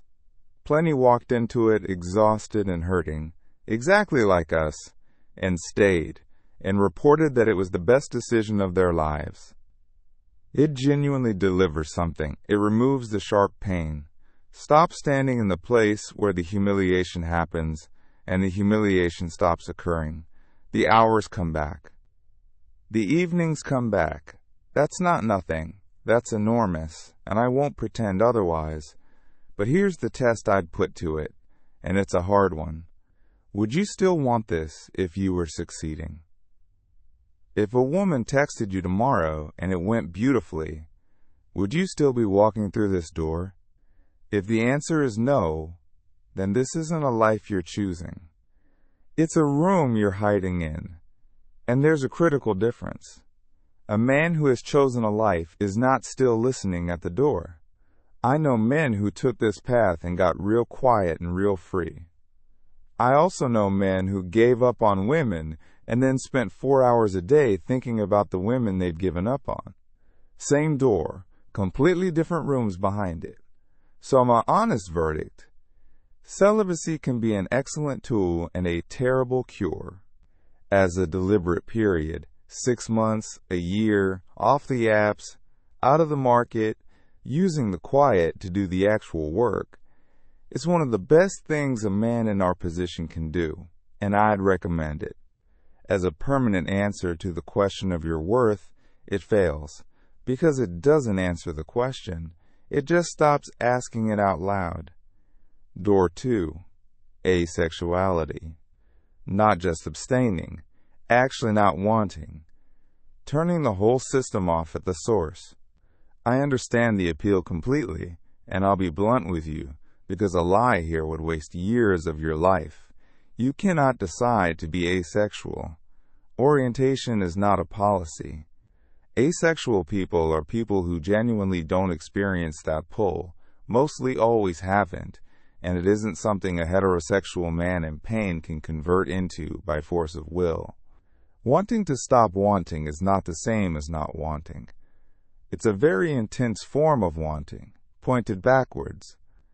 What is actually reachable, and this part is real, so don't lose it, is a very large reduction in the grip, not the presence of desire, the power of it. Attraction that arrives and passes without spending an hour of your day. I've experienced that, and it's genuinely available, and it comes from the slow work of no longer feeding the loop, not from a label. But adopt the label as a plan, and you'll spend 2 years failing to achieve something impossible and conclude that you're broken even at giving up, which is a special kind of hell I'd rather you skipped. Door 3. Hatred. Make them the enemy. Not misogyny in the shouting sense. You tell yourself, just a cold contempt, cultivated deliberately, until the attraction dies for lack of respect. I've had my hand on this one longest, so let me be straight about why it's seductive, because the men who lecture about it never admit this part. It works, briefly, and it feels fantastic. Shame is the worst feeling a human being can carry, and contempt converts shame into anger, and anger has power in it where shame has none. The night I first went properly down that road, a few hours of videos, then a few more, all of them explaining that they're all like that it's their nature, that nothing was ever my fault. I felt better than I had in months. Of course I did. I'd been handed an explanation that removed every piece of responsibility from me and every piece of dignity from them, and I'd stopped being a failure and started being a victim of a system, and victims of systems get to be angry instead of ashamed. Here's why I stopped, and I'm going to argue it as machinery, not morals. Because morals are easy to dismiss when you're hurting. Hatred is not the opposite of obsession. It's a form of it. Indifference is the opposite, and you do not arrive at indifference by way of intense negative feeling. You arrive there by paying less attention over a long time. Cultivating contempt requires you to think about women constantly, to find evidence constantly, to consume content about them daily. Look at the man 3 years into that project. He is not free of women. He thinks about them more than I did, and I was thinking about them all day. He has kept them in the exact center of his life and changed only the sign in front of the number. The energy bill is identical. Second, it doesn't kill attraction. It splits it. The wanting doesn't go anywhere. You can't reason a body out of what it wants. It just gets welded to resentment, and what you get is worse than either. You want her, and you despise her, and you despise yourself for wanting her, and that circuit is a genuine misery far past where you started. Third, and most practically, it's visible. It's in your face, in your voice, within about 90 seconds. Every man who has taken this road is now radiating a signal that ensures nothing good will ever come near him, including, and this is the part that surprised me, from the men worth knowing. And fourth, the honest one. It's a loan. Contempt does not remove the shame. It covers it, and you pay interest. My worst nights were not the lonely ones. They were the nights after I'd spent hours in that material and it wore off, at 2 in the morning, and the shame was still exactly where it had been, plus I now had to look at what I had been enjoying thinking. It made me smaller. I could feel myself becoming a lesser man in something close to real time, so I'm not going to tell you it's wrong. I'm going to tell you it fails at the specific job you're hiring it for. You want to stop needing them. That path will make you need them more, in the most degraded possible way. If nothing else in this chapter lands, take that. Hatred is the one door that leads back into the building. Door 4. Meditate, follow the injunctions, be devout, and it will all settle. I've been told this many times, usually by good people who meant it. And I want to separate the true part from the oversold part, because there's a lot of both. The true part is genuinely important. Meditation trains the exact faculty that is broken in men like us. Our problem is that a feeling arrives. An urge to check, a hit of shame after a seen message, a spike when a woman looks over, and there is no gap between the feeling and the behavior. None. The feeling arrives, and the hand is already on the phone. What sitting practice does, mechanically, over months, is insert a gap. You learn to observe a sensation without obeying it. That is not mysticism, it's a trainable skill, and for our condition it is close to the most useful skill there is. I'd put 20 minutes a day of it above every technique I've ever learned. And a serious religious life offers something else we badly need. A source of worth that is not administered by women. That's the deepest problem in this book.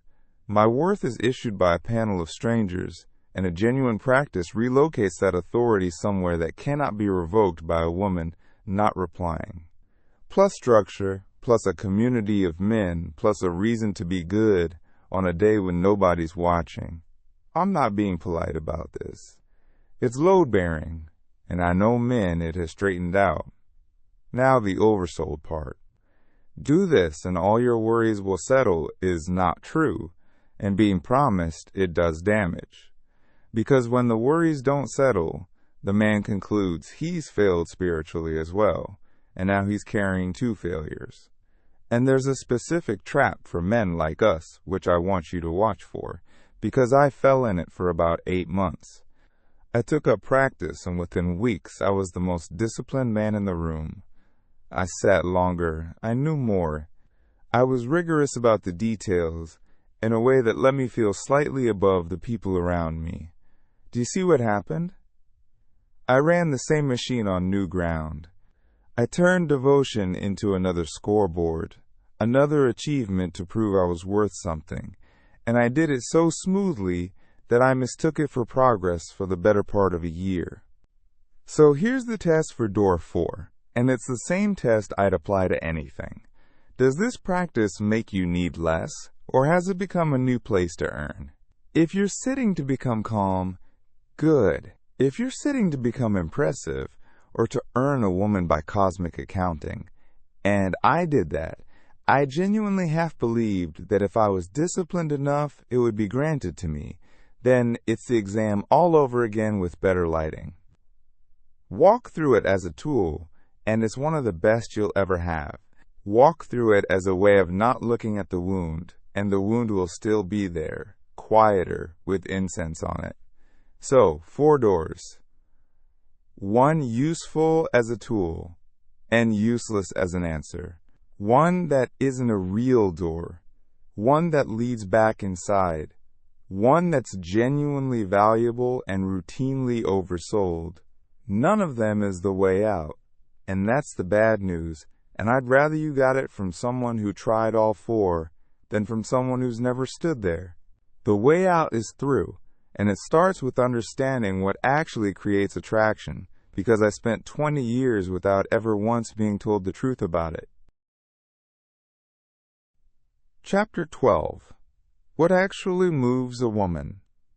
Nobody ever told me.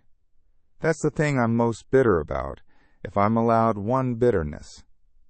38 years, a good family, teachers, mentors, an entire culture with opinions about how men should behave, and not one person ever sat me down and explained the actual mechanics. I was told to be good, be successful, be respectful, be patient. Every one of those is fine advice for being a decent human, and not one of them has anything to do with attraction, and the gap between those two things nearly destroyed me. So let me do for you what nobody did for me. This is the part of the book where I stop describing the wreck and start handing you the plans. First, the frame that makes the rest make sense. Attraction is not earned, and it is not owed. It is not a wage. This is the belief I had to break, and it's the one most men like us are running. I will accumulate merit, and when I have enough, a woman will be assigned to me. It's a beautiful idea, it fits everything school taught us, and it's completely false. Nobody has ever been talked into desire by a resume, including you. You've never once looked at a woman you felt nothing for and been argued into wanting her by a list of her accomplishments. It doesn't run on that. What it does run on is a small number of things, most of which are behavioral, most of which are trainable, and none of which are your face. The first is non-neediness, which we've covered, and which is the foundation everything else sits on. Her okayness must not be the source of your okayness. Everything below is a downstream expression of that. The second is the willingness to lose her. This is the practical version of the first, and it's the single most useful sentence in this book. A man who cannot risk losing a woman cannot do any of the things that make a woman want him. He can't tease her, because she might not like it. He can't disagree, because it might cost him. He can't state a preference, ask for what he wants, express desire directly, or walk away from something that isn't working. Every attractive behavior has a risk in it, and a man who cannot afford risk is locked out of all of them. That's why I was boring, not because I had nothing to say. Because I had censored everything that could possibly cost me, and what's left after that censorship is a pleasant man with no edges, and pleasant men with no edges are furniture. The third is presence. Actual attention given to the actual person in front of you. This is the one I never had, and it's worth more than every clever line ever written. Most people move through their days barely seen. A man who is genuinely there, who listens to the end of sentences, who notices what she's not saying, who isn't waiting for his turn to perform, is doing something rare. And you'll notice presence is impossible while outcome dependent, because need consumes exactly the resource that presence requires. Two things, same tank. The fourth is decisiveness, and I need to correct what I said about myself earlier. Pushing for a meeting and 4 messages is not decisiveness. That's distress with a deadline. Real decisiveness is having a preference and stating it plainly. I'd like to see you, Thursday, this place. Not, we should hang out sometime maybe if you're free. The second one isn't polite. It's a man distributing responsibility so that no single moment can be identified as the rejection. Women feel that instantly, and it's exhausting to receive, because now she has to make all the decisions and carry all the risk while you keep your hands clean. The fifth is that desire must be expressed, not hidden. This is the great mistake of men like us. We think the safe path is to conceal wanting until it's guaranteed to be welcome. To be a friend first, be useful, be around, and then reveal it at some perfect future moment. That path is a graveyard. What it actually produces is a man whose intentions are unclear, and unclear intentions read as either disinterest or dishonesty. Say it, early, lightly, and be able to survive a no. The saying is what makes a man attractive, far more than the outcome. The sixth is calibration, reading the answer and responding to it. This is where I failed at that table, and it's worth stating as a rule. Escalate on green, back off warmly on red, and never punish her for a red. The backing off is not a defeat, it's a demonstration. A man who can hear no and stay relaxed, stay warm, and not sulk has proven he isn't dangerous and isn't fragile, and that's the ground everything else grows in. The seventh is your life, not as a claim, as a fact. A man with things he genuinely cares about is attractive for structural reasons. His time is scarce, his attention costs something, and he can't be destabilized by one woman's mood because there's other weight in his life. This is where achievement finally does play a part. And note the difference. Not the achievement as a story told to impress, but the life as a thing that's actually full, which changes how you sit in a chair. Now some hard truths in the same package, because a book that only tells you the encouraging half is lying. Looks matter. They matter most in the first 3 seconds and least after 3 minutes, and they can be substantially improved by every man alive without surgery. Body composition, grooming, a haircut that suits your head, clothes that fit, teeth, posture, skin. I resisted this for years because I thought caring about it was vain, and, honestly, because if I tried and still failed, then I'd know. That's cowardice with a moral costume on it. Go and take the free 10%.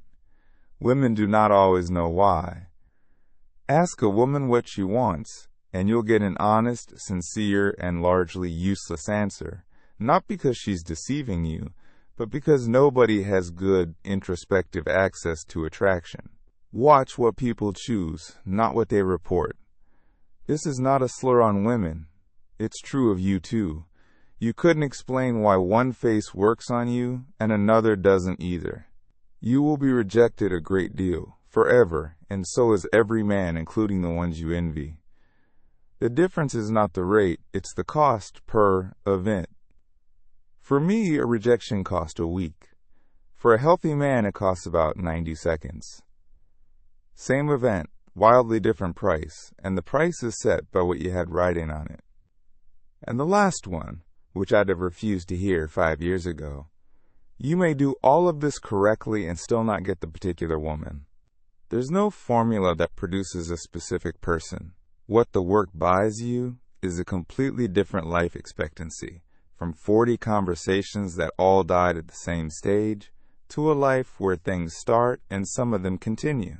That's the honest offer, not a guarantee. A change in the odds and, far more importantly, a change in what it costs you when the odds don't land. That's the theory. Now let me tell you exactly what I did, day by day, to pull the plug, because understanding this changed nothing until I started doing specific things. Chapter 13. Pulling the plug. This is the practical chapter. I'm going to give you what I actually did, in order, and I want to say at the front that none of it is impressive, and none of it produced a single moment anyone applauded. That's the nature of this work. The wreck was dramatic. The repair is admin. Step 1. Kill the broadcast. All 4 applications came off my phone on the same evening. Not paused. Deleted. And I want to explain why this is first, and non-negotiable.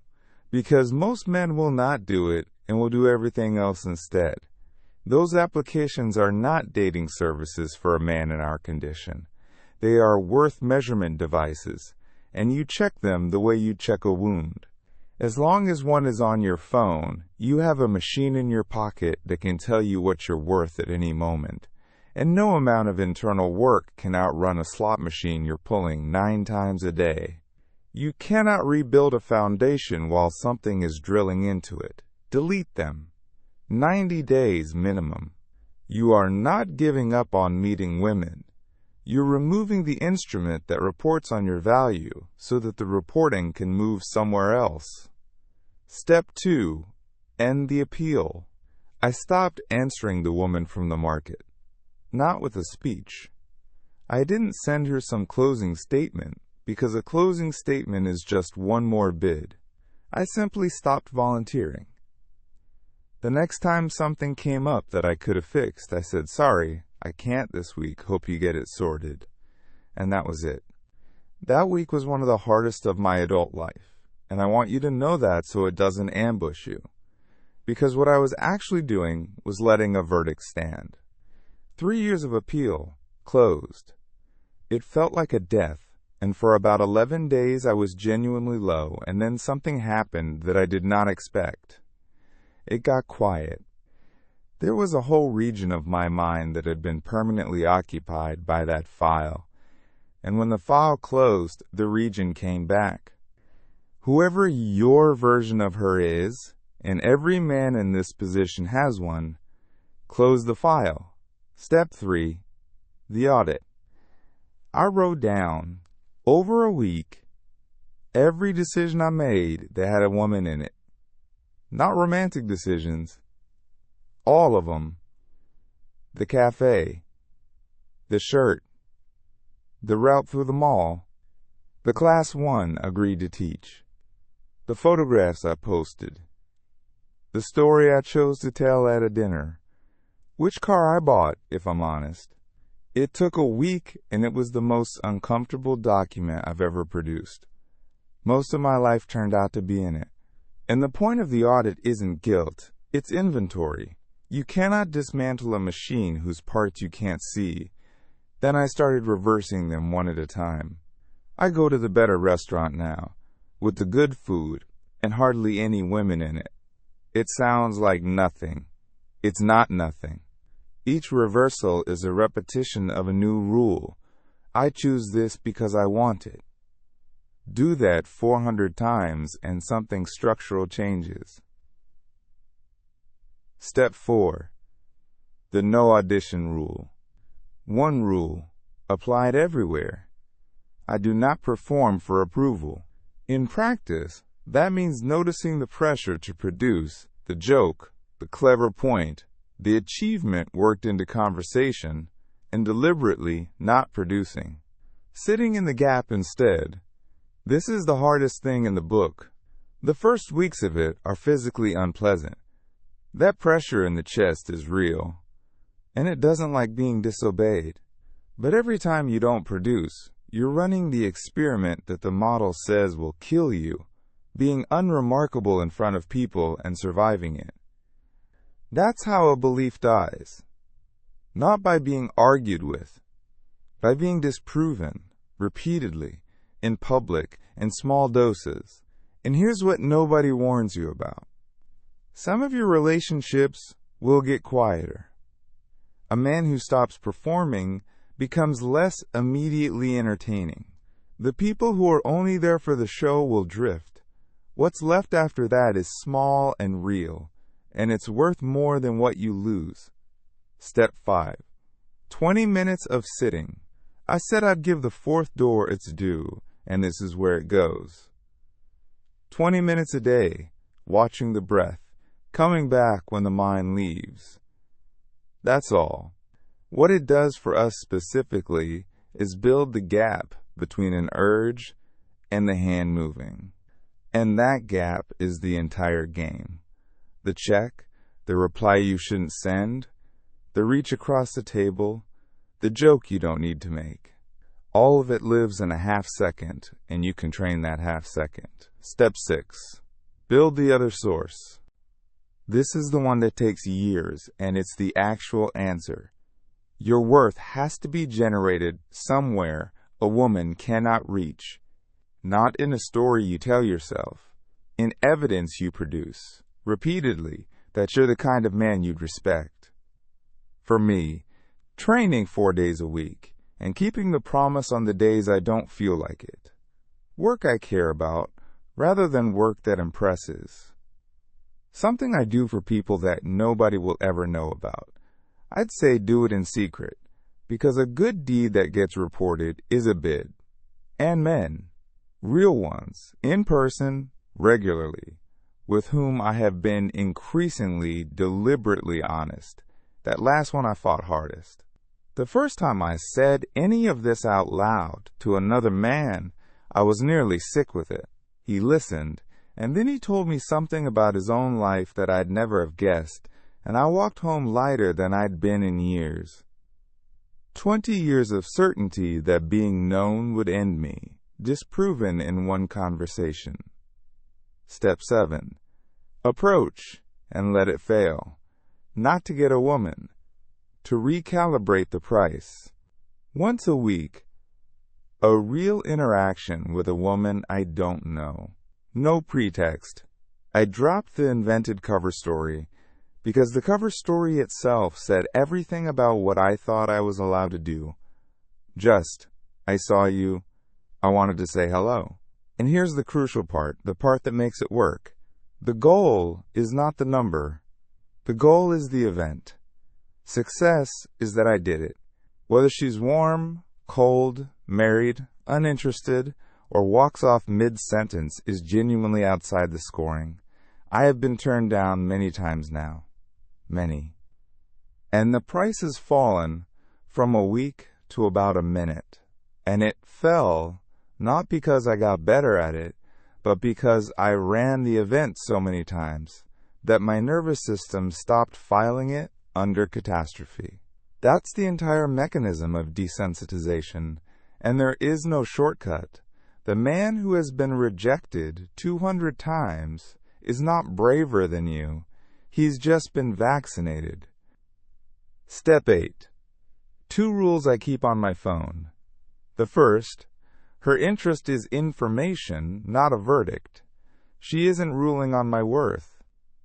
She's reporting on a fit between 2 people, one of whom she barely knows. When a woman goes cold, now I try to say to myself, that's data about a match, not a judgment about a man. I don't always manage it. I manage it more than I did. The second, my okayness is not on the table. Whatever happens in the next hour, I go home to the same life, the same training, the same work, the same friends. If that stays true, everything else takes care of itself. And if it isn't true yet, no technique on earth will save me. Now, how long? I'll be honest. The first thing that moved was about 90 days in. Not attraction from anyone, just noticing one afternoon that I hadn't checked anything all day. 6 months in, the thing at the table with the joke I don't need to make. A year in, a conversation with a woman where about halfway through I realized I was actually enjoying her rather than marking myself, and it was so unfamiliar that I noticed it as an event. It's slow, it's unglamorous, nobody claps, but there's a question I've left hanging this whole book, and it's probably the one you actually came here with. Not how do I get better at this? How do I get out of it permanently, so that a woman is simply not a factor, so I feel nothing either way, and so I'm not miserable in the quiet? That has a real answer. Let me give it to you properly. Chapter 14. Indifference. You want the permanent way out, not management, not coping. Not a set of rules you have to keep applying for the rest of your life like a man taking tablets. You want to arrive at a place where a woman is simply not a factor, where she can be in the room, be beautiful, approve or disapprove, and none of it registers as anything at all. And you want to be happy there rather than merely numb. I'm going to give you exactly that. And I'm going to give you the true version rather than the flattering one, because the flattering version collapses somewhere around month 3, and then you conclude that you're uniquely broken, and I'm not going to do that to you. Start by separating 2 things that feel like one thing. There is the verdict, her opinion of you as a report on your worth. And there is the pull, the fact that you find women attractive. They feel identical from inside because they've been fused since you were 15. They are not the same, they run on different machinery, and they come apart at completely different rates. Get this distinction and the rest of the chapter works. The verdict can be killed. Completely and permanently, and this is the part that actually gives you your life back. Total indifference to a woman's approval is not an exotic state, it is available. It is what most reasonably adjusted men have as their default and never think about, and you can get there from here. Here's how it dies. The verdict has power over you because of a belief that female approval is the instrument by which your worth is determined. A belief like that isn't held by argument, so it can't be killed by argument. You cannot talk yourself out of it, and I wasted years trying. It's held by evidence, and it dies by evidence. Specifically, it dies when your worth starts being generated, repeatedly and visibly, somewhere she has no access to. Every morning you train when you didn't want to. Every deadline you hold. Every promise you keep to another man. Every skill that gets measurably better under your hands. Each one is a small deposit into an account she cannot touch. Do that for a year, and something structural happens. It's not that you decide her opinion doesn't matter. It's that the machine that used to convert her opinion into a statement about your worth stops being connected to anything, because the worth is now coming from a different supply, and a disconnected machine eventually stops running. That's the permanence, not vigilance, wiring. And when it goes, this is what goes with it. The 25 minutes selecting a photograph, the whole day destroyed at 5:21 in the afternoon. The checking, the rehearsing, the 1 in the morning, the scanning of every room for a gaze. All of it. That's not most of the pain in this book. That's essentially all of it. Now the pull. Different machine, different rules, and I'll be straight with you. You will not reach zero by deciding to. Desire isn't administered by the part of you that makes decisions, and any man who tells you he flipped a switch is either lying or was never wired the way you are. But before you take that as a refusal, understand what is actually on the table, because it's much closer to what you're asking for than you'd think. What's reachable is that the pull stops leading anywhere. The mechanism is extinction, and it's ordinary, well-understood learning working in reverse. Right now your attraction isn't a simple response. It's a trained loop. See a woman, feel the pull, and then the loop runs. The story, the imagining, the checking whether she looked, the wondering, the hour. That loop got trained by intermittent reward. Occasionally, unpredictably, it paid a look, a match, a warm reply, and unpredictable payment is the most durable training schedule there is. It's the exact schedule that keeps men at slot machines. Extinction is what happens to a trained loop when it stops paying. Not when you fight it, when it stops paying. Which means two things in practice, and only two. Remove the cues. Every device and habit and venue whose function is to deliver the possible payoff has to go.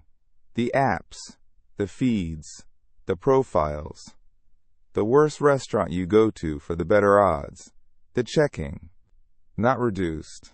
Gone. One check a week is not 1/7 of the addiction. Because it's unpredictable reward, an occasional check is close to the strongest possible way to keep the loop trained. This is why moderation fails here, and abstinence works. And don't run the loop. The pull arrives. It will for years, and you simply don't follow it. You don't build the story. Don't imagine. Don't check whether she looked. Don't wonder. You notice it and let it stand there unattended. Not suppression, which is another form of engagement, just non-participation. This is exactly what those 20 minutes of sitting were training you for. The gap between the feeling and the following is the whole game. Do that, and here's the timeline honestly. The first 2 weeks are loud, and the loudness is mostly the missing habit rather than desire. Around week 3 or 4, it usually gets worse for a stretch, sharply. The loop escalating because it has stopped being paid. The way a machine that stops dispensing gets hit harder before it gets abandoned. That's the point where nearly everyone concludes it isn't working and goes back. It is the single most predictable feature of the whole process, and it is a sign of progress, not failure. Get through it and it drops off fast. By month 3, the gaps appear, hours, then afternoons, where none of this crossed your mind. By month 6, the pull arrives and passes without a story attached. Somewhere in year 2, you noticed a beautiful woman walked past you, and you registered it the way you register a well-made building or a good sky. And nothing followed, and you kept thinking about whatever you were thinking about. That last state is what you're asking for. It's real. It's stable, and I'd call it indifference without hesitation, because functionally that's what it is. She can be there, and it costs you nothing. The residue is that on a bad night, poor sleep, something gone wrong, a hard week, the old channel opens for a while. It happens to me perhaps a few times a year now. It costs me some minutes, and it passes. I want you to hear that as the definition of permanent, rather than as its failure. Permanent in a human being has never meant zero. It means the thing that used to cost you a decade now costs you a few minutes and cannot reach anything important. Now the second half of your question, which is the half that actually decides whether this works, and the half almost nobody asks about. Indifferent and still happy. Here is the trap, and I nearly walked into it. Take the wanting out of a man's life, and what you have is not happiness. What you have is a vacancy. The vacancy is neutral. It is genuinely better than what was there before. An enormous quantity of suffering simply stops.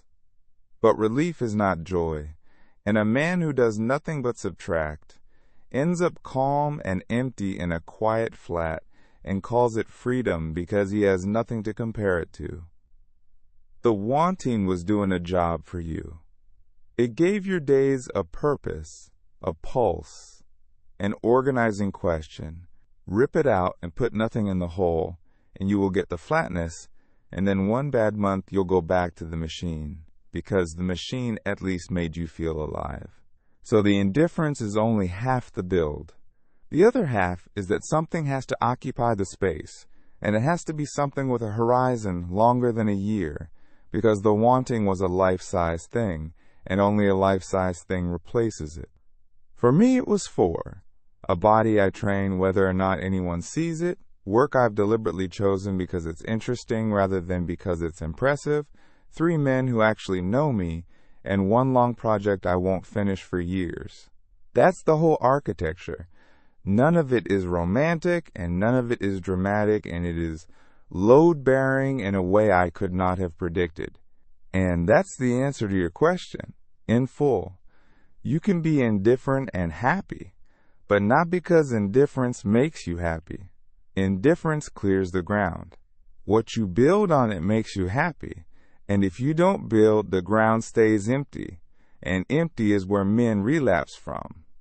Get both, and it holds for good. The pool becomes weather, the verdict becomes irrelevant, and the days become yours. That's what's actually on the other side, and I want to end by showing you what an ordinary evening looks like once you're standing there. Chapter 15. The Man in the Room.